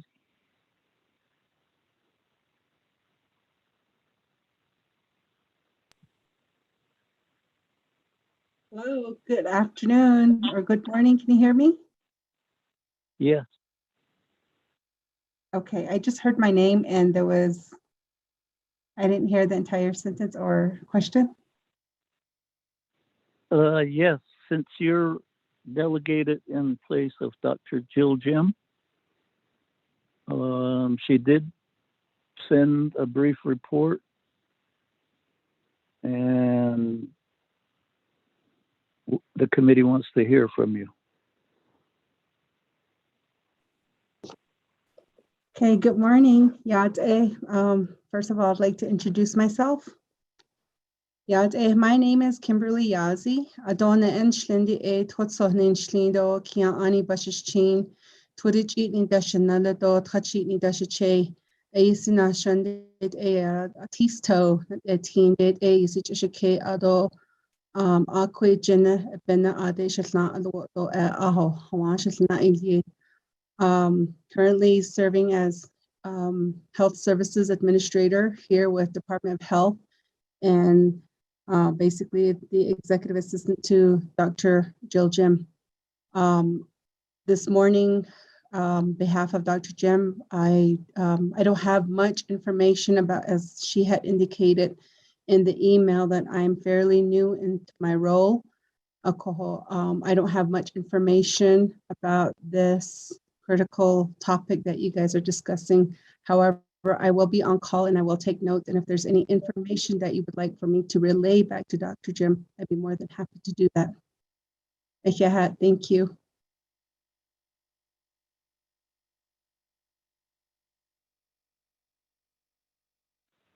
Thank you, Ms. Yazzie. Now let's go to committee members. Any questions for Ms. Yazzie before we go on to Deanna Neswit-Gishi?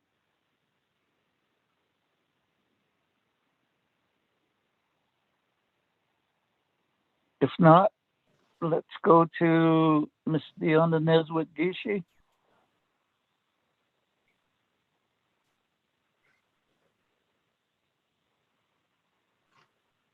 Good morning. This is Marlinda Littleman, Deputy Division Director with Division of Social Services.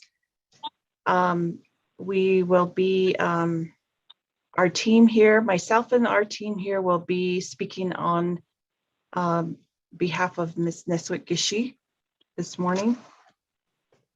And I will have Regina Yazzie also assist in providing some information and also response.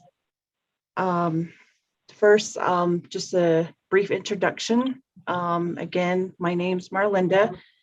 Adona Shliniki, Maidish Gizni Nishlido, Izlana Bashichin, Tedesh Gizni Dashache, Adona Kaidina Dashanala.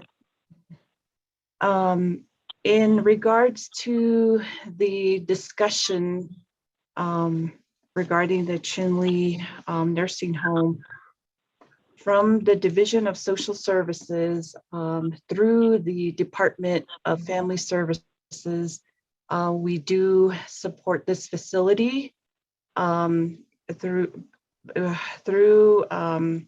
funding from BIA 638. And I'll have Ms. Yazzie talk a little bit more about that. Just as from the division, I would say that we do support the facility if they wish to pursue the Title V or Title I initiative. And I am also aware that when these fundings are received from IHS, there is a lot of coordination internally with the Office of the Controller, OMB, DOJ, and if funding should be received by the facility, we would recommend the nation to provide technical assistance in terms of helping the facility to get their budgets in place, their MOAs and whatnot. So that would be my recommendation. So I'll say that much for now, and I'll go ahead and turn it over to Regina Yazzie, the Director for Department of Family Services. Regina? Yeah, Tehipin, committee members, Mr. Chair, and committee members, and everyone on the call. This is Regina Yazzie. I am the Department Manager for Department of Family Service, and we do, as Ms. Littleman reported, our office, Department of Family Service, we do have a current subcontract with the Chinle Nursing Home through using the 638 BIA funding. They received an allocation of $700,000 for this year, FY21, and regarding their expenditures, we do provide reimbursement based on their invoices that they have been submitting. So we are moving forward with a new RFP proposal for the new upcoming year for 2022. In fact, the proposals are due today, and the RFP has been out, and it's been posted, and they are aware. Subcontractors have been made aware through email notices beforehand as well. So we look forward to receiving these RFPs and a new RFP from the Chinle Nursing Home as well. Other than that, the nursing home itself is a level 2 residential care service who have been providing services for many years, and I know with Department of Family Services we have been supportive and providing these yearly contracts with them, and we will continue to as long as there are funding and the nursing home itself continues to be in good standings and meets the requirements as well. And that will be my brief statement, Mr. Chair and members of the committee. Thank you.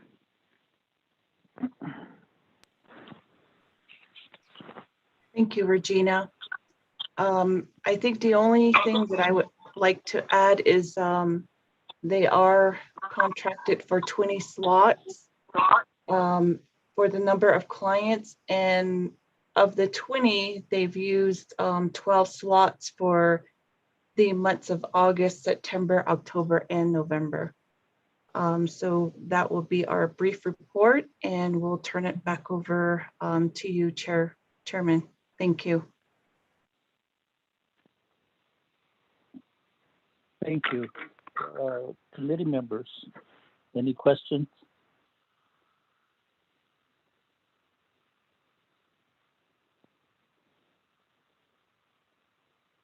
There being none, then Chair would like to ask the question, what is the daily rate for one care patient? Mr. Chair, this is Regina Yazzie. I can answer that. The daily rate is $182.05. And a follow-up question, what is the allowable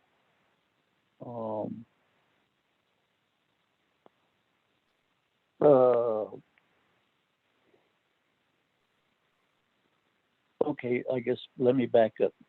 The 638 contract, what are the allowable care options within the contract, and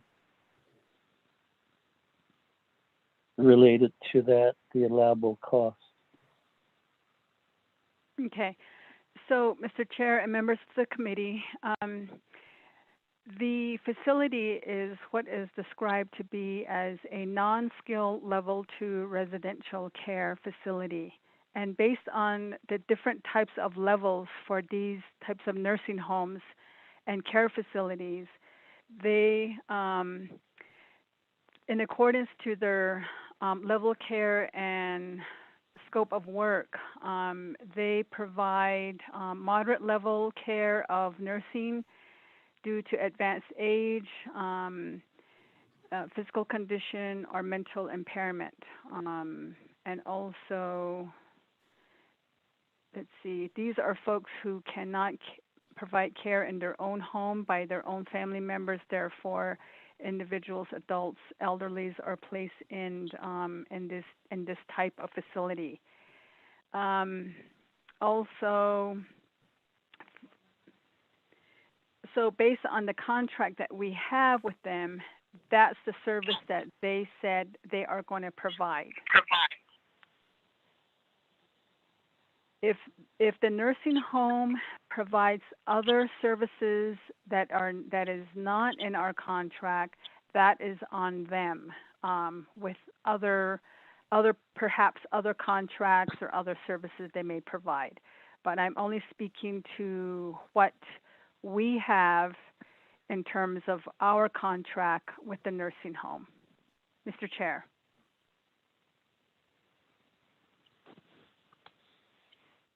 Thank you. Chair, can I provide additional information? This is Wayne.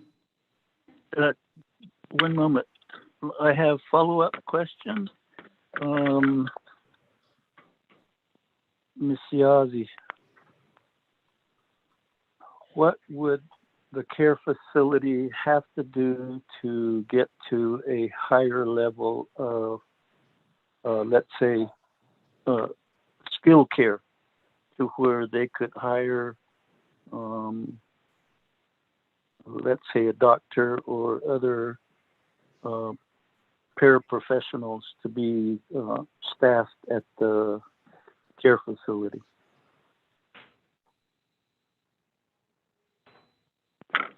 Okay, Mr. Chair, members of the committee, that really is on the facility themselves in terms of how they're going to proceed in hiring their staffing pattern and qualified staff to address their services and care services that they're going to be providing. To go to a different level of care, that's something that they can assess on their own as they move forward. And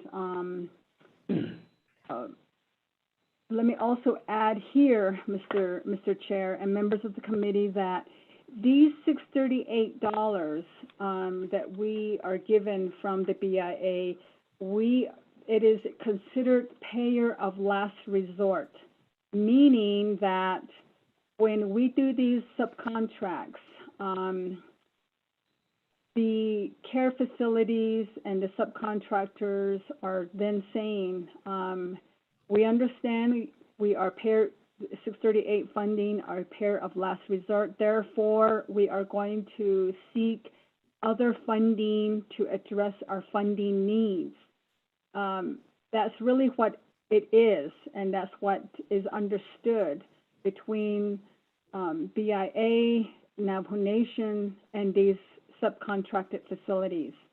So with that said, the facility, like Mr. Claus had stated earlier, he is seeking at other funding to address his long-term needs, to meet the clientele and to meet the facility's long-term sustainability of funding, which is great because, as Mr. Claus also mentioned, these funds could be used by other agencies and facilities, perhaps. So, Mr. Claus and the facility there, the Chinle Nursing Home, should be addressing how to sustain on a long-term basis the facility itself.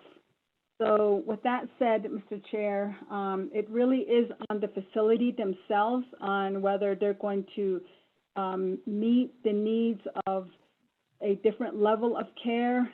That's going to be on them to address with their licensing and their board as well. Mr. Chair, that's my response.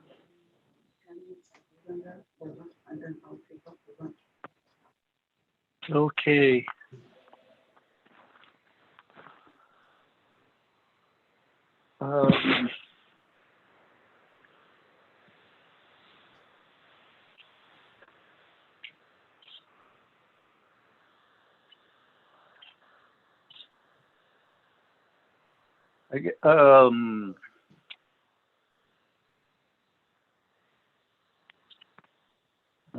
I'm kind of stymied by the responses and the initiative. So I'm going to ask a question of Michelle Begay-Nakai. Are you still on the call? Yes, Mr. Chair, I'm here. Thank you, Shateja. The main thought right now is, okay, we have a tribal organization that has a 638, has flow through 638 funds through the Division of Social Services. Is it appropriate for the same tribal organization to go after 638 funds through the Indian Health Service?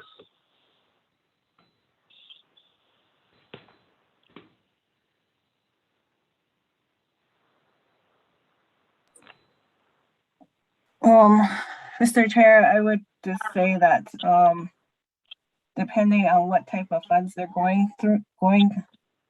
requesting, I know that the federal agencies usually say that they cannot provide duplication of funds.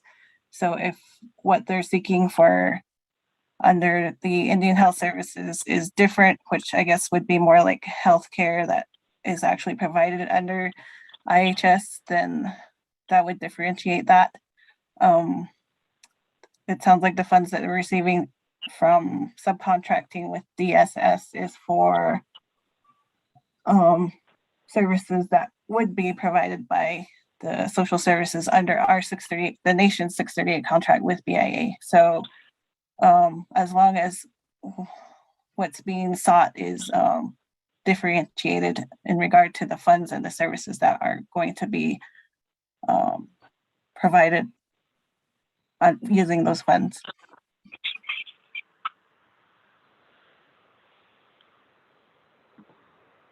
Thank you.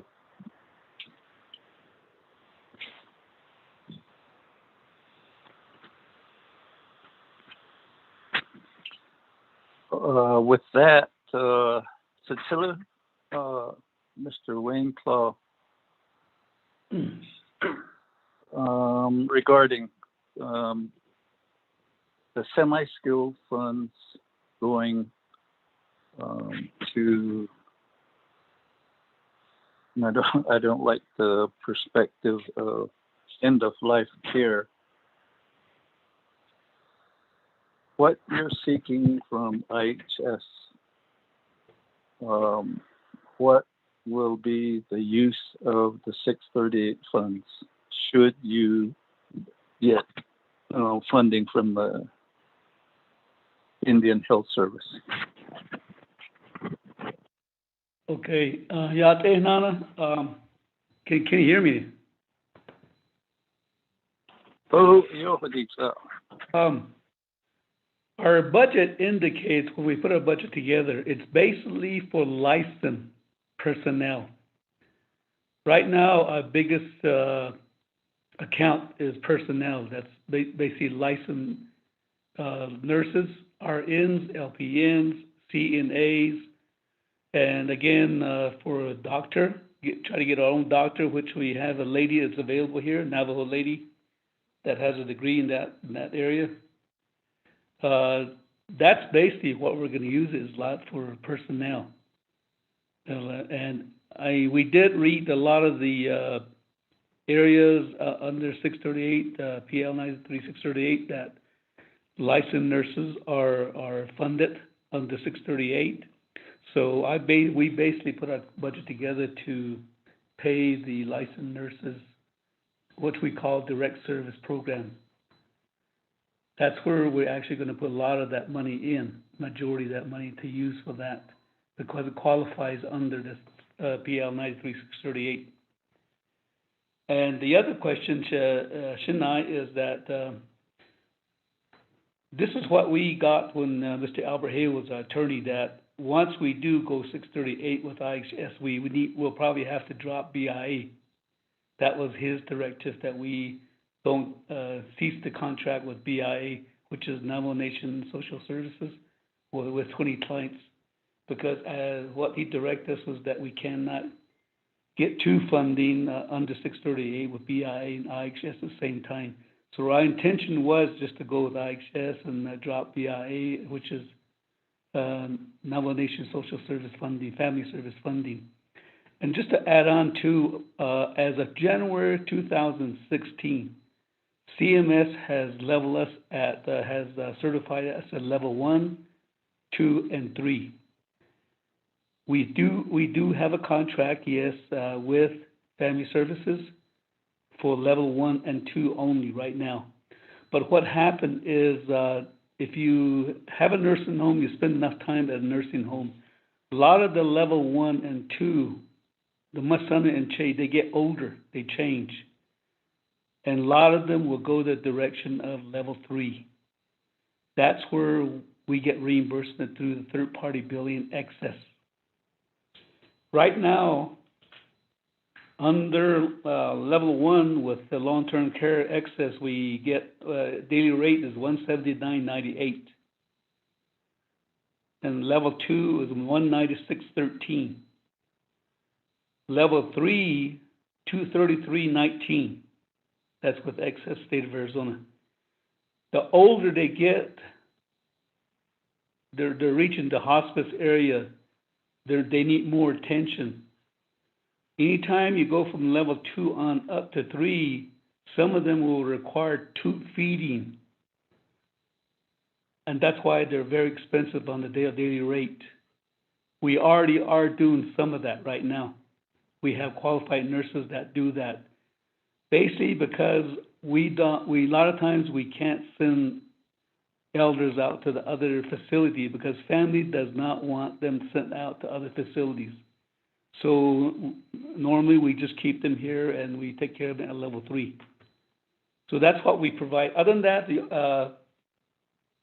as Ms. Jeannie Yazzie mentioned, we have a very good relationship with them. And again, I'm glad that they do support us, and I'd like to say thank you on that. And everything we do here on level 1, 2, and 3 is by doctor's order through the MOA from IHS. We have one gentleman doctor that comes for the ladies, and then one for the gentlemen.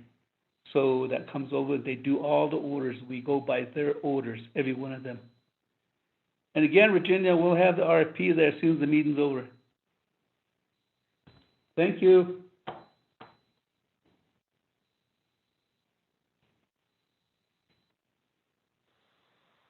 Committee, do you have any other questions?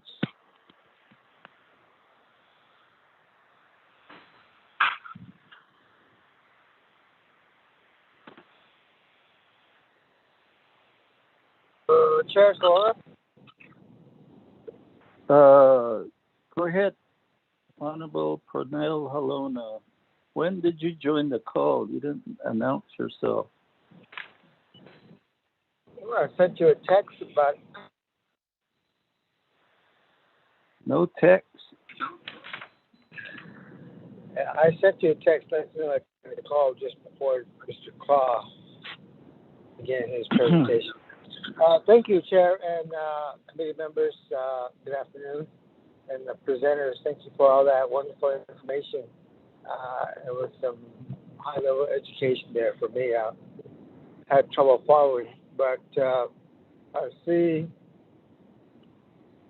the contract now, the 638 that they have with the BIA, I guess that is the nursing home. It's only allowed for 20 students or 20 patients, and that I think they said 700,000. What is the parameters in that contract, that type of contract, and how can that be increased for the amount of patients as well as the funding? I'm sure that there has to be some sort of provision that they can increase it, because you know the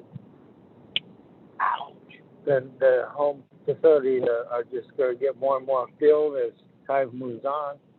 And I'm pretty sure the government made some provisions for this, because they have that line item in their program that they had mentioned that, but there was no funding for it.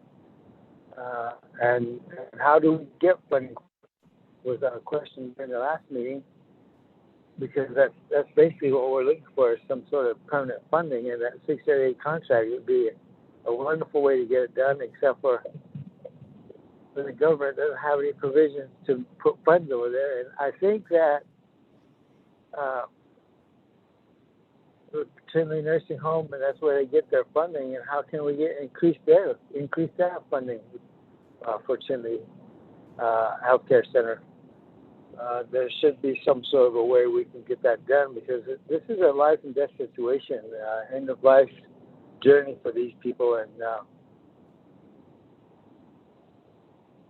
the care of quality is not there, because we're sending a lot of these individuals off to reservation, and that's where they're spending the end of their days, and that's a difficult way to do it. So I just wanted to find out those questions that I had shared, was to find out if that funding amount can be increased, or that patient amount can be increased, and if so, we need to follow that direction. Chairman, go.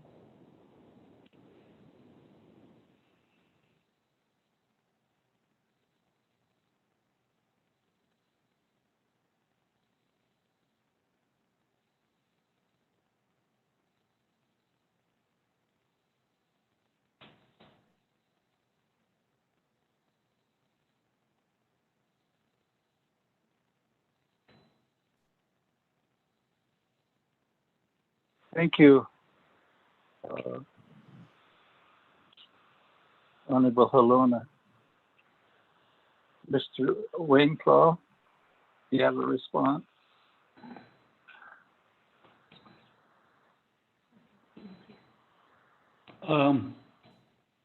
We had an increase just recently, Mr. Halona. They increased the amount for, I think, all the programs. I'm not too sure, but Regina probably can answer that question. They did increase the amount 2 years ago. I think it was 2 years ago they increased the amount for us, yeah. So I think it's just a lack of funding they get from BIA. I don't know, but I know they have a lot of providers they have contracts with. So it might just be lack of funding they get from BIA 638. I think Regina would probably answer that a lot better. But they did honestly give us additional daily rate.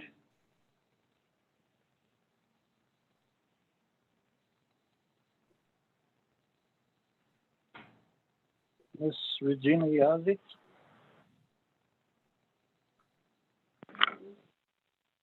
Mr. Chair, members of the committee, thank you for this opportunity again. Yes, we currently have 22 vendors, subcontracts with vendors under this BIA Child Welfare Assistance funding. And as I mentioned earlier, it is considered a payer of last resort. meaning that these vendors have an understanding that they are to seek other financial resources to address their facility needs. And that would include this Chinle Nursing Home in terms of needing additional staffing pattern to meet the need in accordance to their licensing standards, their facility standards that they are required to have. So with that said, the contract itself, yes, we have other vendors that we have services with. So the funding itself is something that we are given from BIA on a yearly basis. And we do request for additional funding on a yearly basis with negotiations during the negotiation periods that we have between Navajo Nation and BIA. As the need continues for children, for elderly, for adult care services, we understand the need increases on a yearly basis.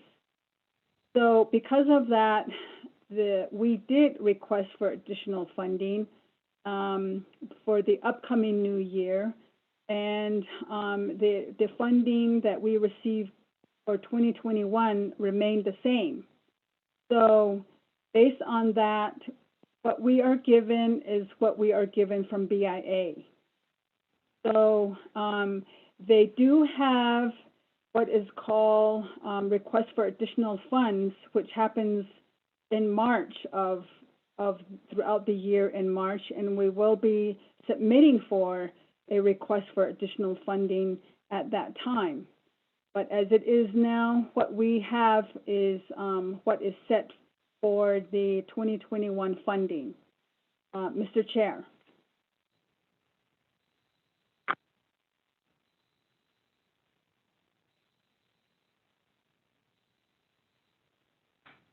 Thank you.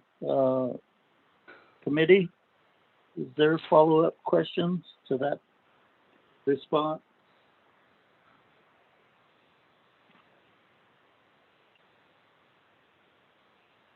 Yeah, hello. Hello, follow-up, Chair.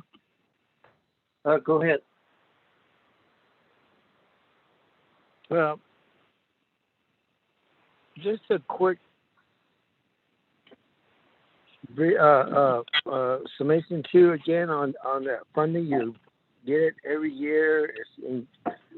It's allocated, and you don't have any knowledge of what you're going to get. To me, how do they determine from the beginning what you're going to receive then? I mean, there should be some information that they get to make that determination. And how can we add on that information so that we can make sure we can include that long-term care facility for the nursing home? I don't know, Chair, but I think there's something in there that needs to be redirected or readdressed in some way. That the letter comes from our committee to request for additional funding to support that, because the need is growing.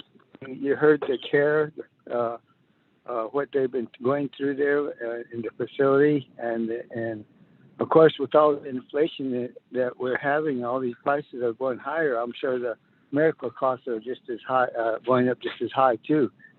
And so that would be another justification for additional funding. Chair?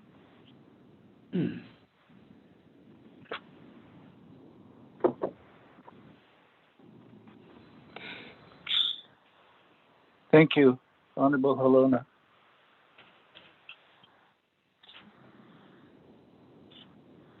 Miss committee members, do you have any other questions?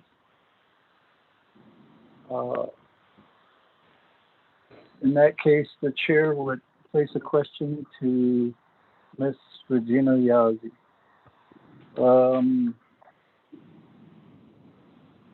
With the BIA 638 fund, is there the possibility to fund the other levels, 1 and 2 and 3, with regard to the level of care.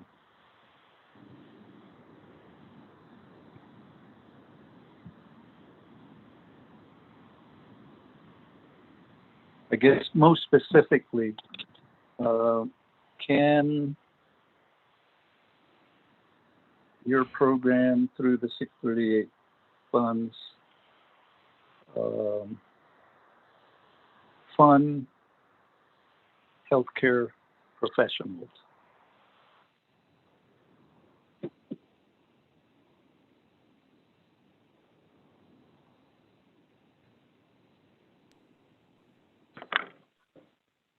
Mr. Chair, members of the committee, thank you for the question. Through the contract itself and the RFP that we just issued recently, it does state we are contracting for level 1 and 2 only. And that decision and that information is based on, that's how it's been over the years. And then secondly, that is how our based on our funding that we've been receiving from BIA for the past several years. It's gone up a little bit, but it's something that's based on the prior year. As I mentioned earlier, the FY22 funding is based on the FY21 funding. That's a base amount.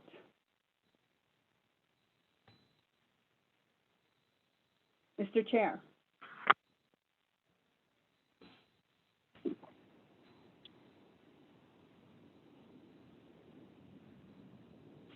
Thank you, Ms. Yazzie.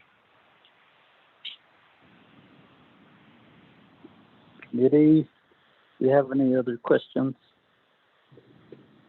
If not, then let's go. Let me skip some presenters and go to Dr. James Davis to, I guess, help us strategize on how to best go forward regarding the issue that's before us.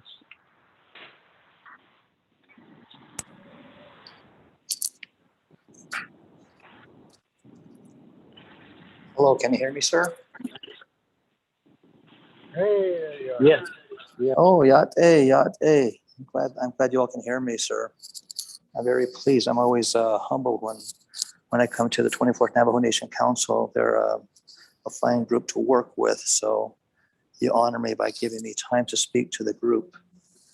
Let me just preface my comments by saying that I'm here to monitor and listen to what the concerns that have been raised are. What I was looking for from the presenters were options. That way we can start gaining some traction as to a direction that we're looking at. So what I wanted to hear was the funding sources of state, federal, IHS, to see what avenues could be identified to assist the Navajo nursing home. I heard some information, but I didn't hear enough to feel confident that this is a direction. So I think what we could do is ask the presenters to come up with written options before the next HES meeting, submit them to the committee, and the committee can review those materials, go into a session and choose a particular path that they feel good with. Then they can bring back the presenters and lay out, put more substance to the recommendations, sir. I think that would be one path. And so in 1 week, we could have a direction as to where the committee would like the personnel to go, sir. So that's one avenue. I think that perhaps that's the only one I could really come up with, given the time that I have to speak with. Thank you, sir.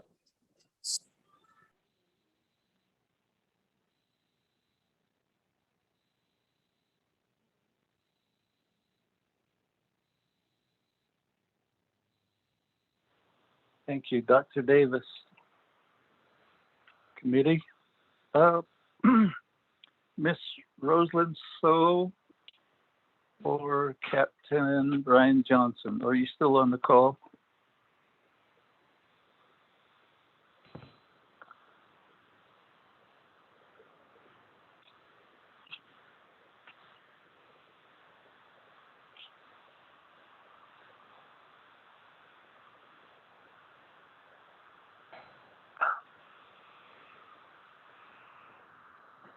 Okay, I think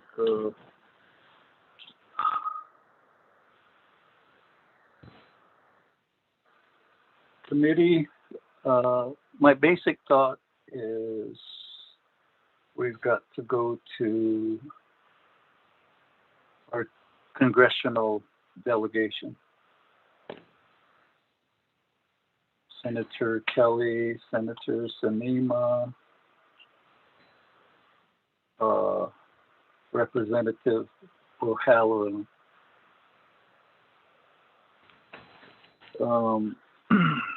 We know that the current priorities will affect the IHS budget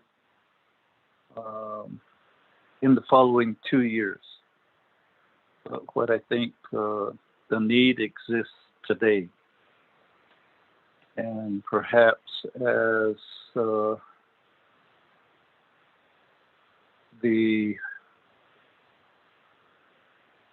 Senate bills that are being delayed, perhaps we could add another item to the wish list. And those are my thoughts.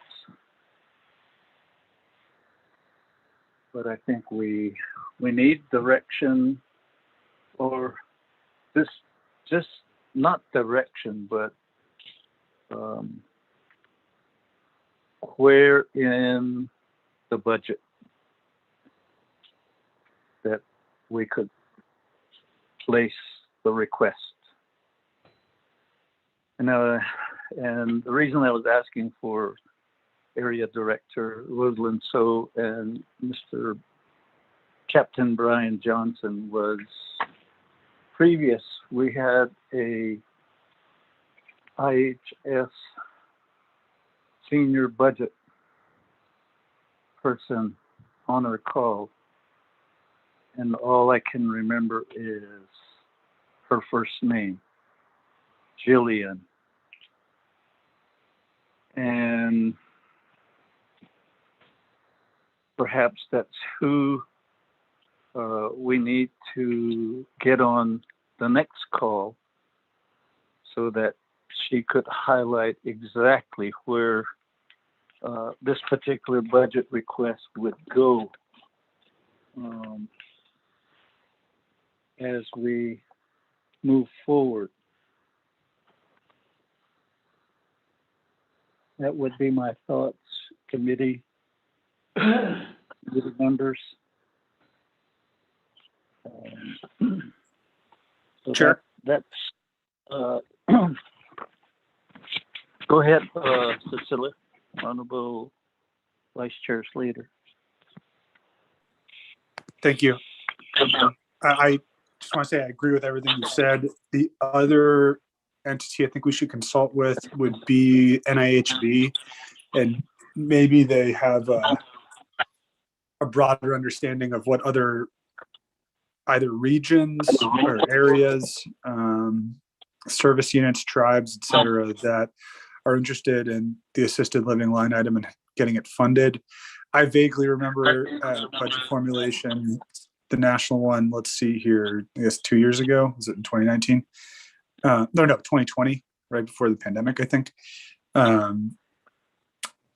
This discussion happening among some tribes, but I don't remember any particular specifics on what they were agitating for. So I just think, if we have a broader set of, or a coalition of tribes that are interested in pursuing this funding, it may expedite the delivery in one of these bills, like you're saying. So just another thought. I guess if we could include the Washington office and making that connection unless Dr. Jim and our Department of Health is fully capable of doing that themselves. Thanks.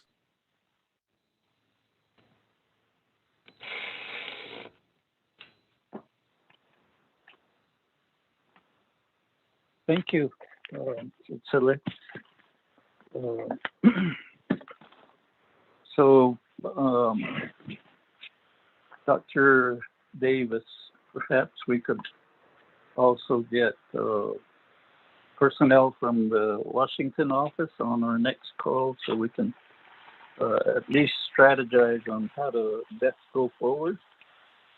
And I'll go ahead and send an email to Ms. Roseland so to get with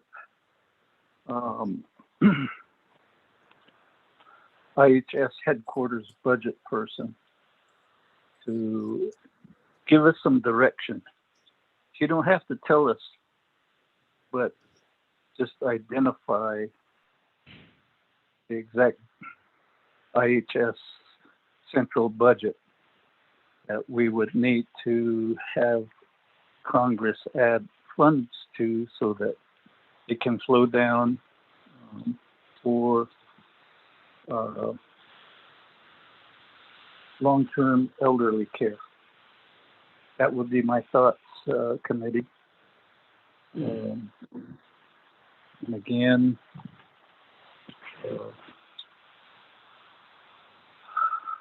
and from there we can get the appropriate legislation to go forward. Go either to the Nabakia committee or to the full Navajo Nation Council.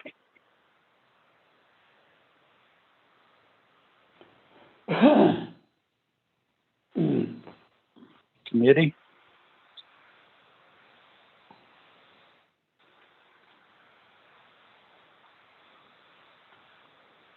And I don't mean to be rude to our attorneys, Mr. Abeda and Ms. Ige Nakai.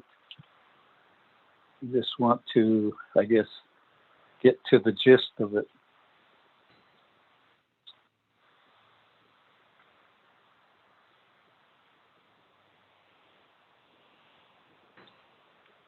If there's no other discussion, we could go.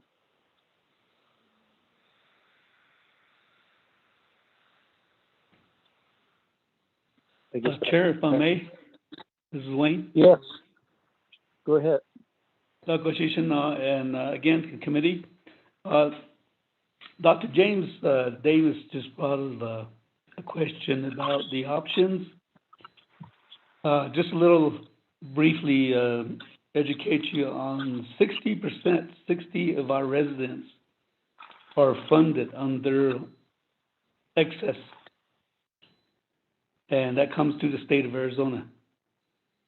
A lot of that we have no control on what money we get other than just reimbursements of the number of elders that stay here in the facility. The Navajo Nation Long-Term Care Office case manager are the ones that do the placement referral through excess. And majority of those elders have to qualify in order to go to nursing home like here and the private ones off the reservation. Those we have no control over. And I don't know if the case managers have control over them also. Those are the people that paid into Medicare and Medicaid that qualify through those programs. So a lot of that we don't have no control. We just do reimbursement, third-party billing through the regulation with Center for Medicare and Medicaid offices. The 20 that was mentioned under Navajo Nation Family Services, as Regina mentioned, it's a last resort.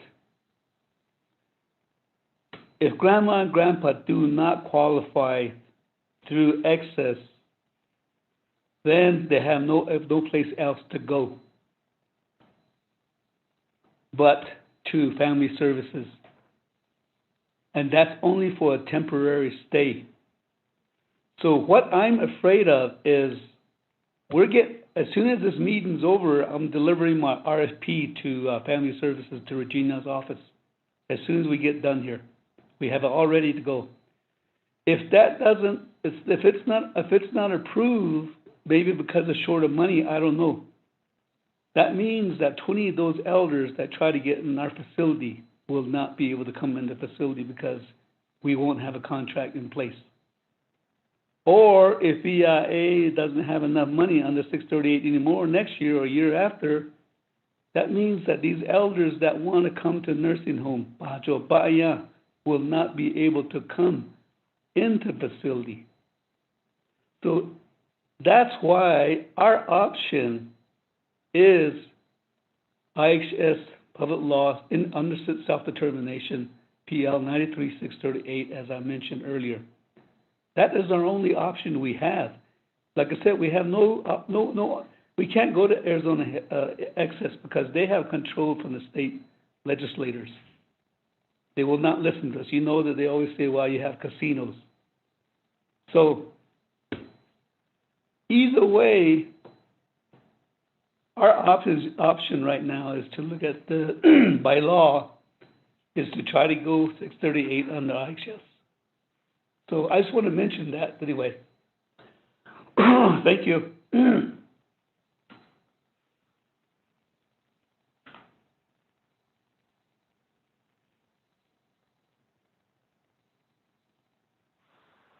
Thank you, Mr. Claus.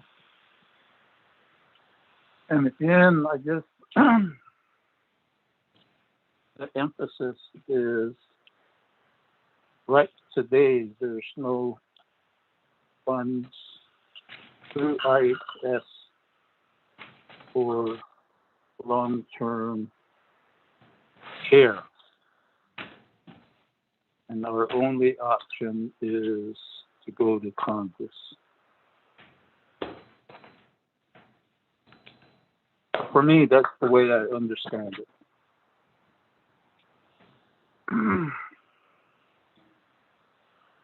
So, and how do we, from the nation, best strategize to get that funding? Even if they include it in the bill that's still not approved by the Senate. Most of that funding won't be available till September of 2022.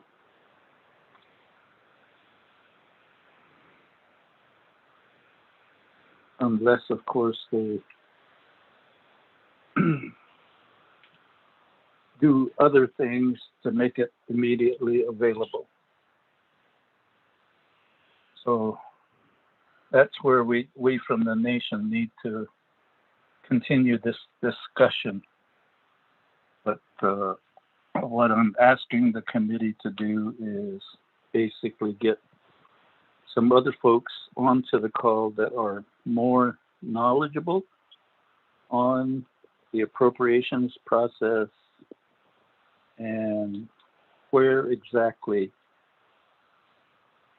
our requests should be placed. And then Honorable Vice Chair Slater then also suggests that we bring in somebody from the National Indian Health Board to see if there are other tribes and sovereign nations that are also seeking to get funding for long-term care. And if there is that aspect, then certainly that will have a higher weight and value to get those funds. What ALA committee members? So Ms. Angelica Benali, we could reach out to Area Director Rosalind So. And again, I'll have to look through my notes to the budget person that addressed the committee previously. We would ask her to be on the call. We would ask Washington Office Director Santee Lewis, as well as Honorable Slater. I'm going to rely on you to get the name of the person from the National Indian Health Board who could also be on the call. Maybe a staffer, so that we can see how to best proceed as quickly as possible. Committee members. With that, I see us reaching the end of our work session, unless somebody else has other questions or comments.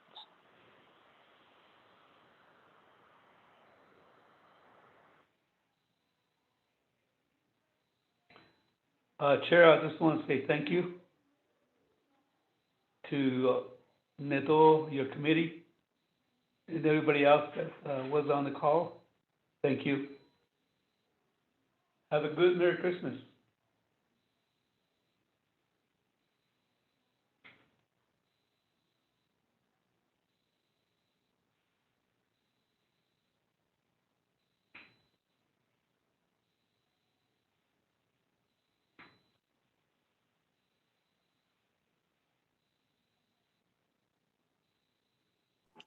Chair, do we need to motion to adjourn, or do we just end? We'll just, I got a text.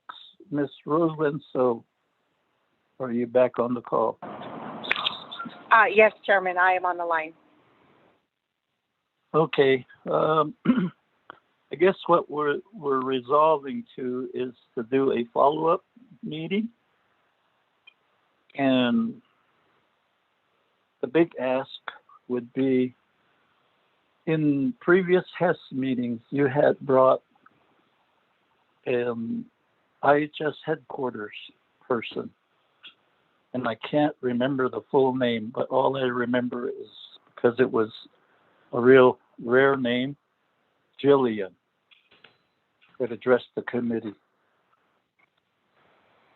And if Yes, we could sir. get, yes, if we could get her on the call. And the main thing we want to do is see exactly what budget item or requests would go in for this long-term care. And I feel like she could guide us in a way that would be providing information to the Navajo Nation. Yes, Chairman, we can work with Ms. Curtis and ask her to come back to the HES committee. Another consideration too is, I know that Delegate Slater is a representative to the budget consultation process for the Navajo Nation, so we could trap Delegate Slater for that conversation that will be coming up in early 2022. Yes, I guess the main thing is, what I'm hearing is the need is now. And the reason I'm wanting to get the exact budget line item or category is so that we would pursue legislation to through Congress to get an appropriation into that budget category, so that it would come sooner than later.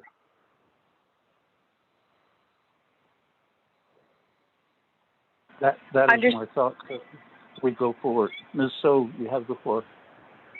Thank you, Chairman. Sorry for speaking over you. Yes, we will work to see how quickly we can get Ms. Curtis back to the HES committee. If we can maybe work with your staff and figure out what a good time would be. Thank you, sir. Yes, thank you.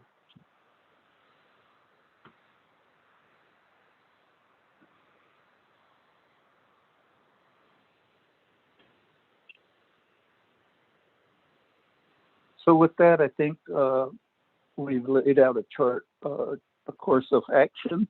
Committee members, thank you to all the members and all the folks on the call. We appreciate your attendance. And again, be careful out there. It's a time when it is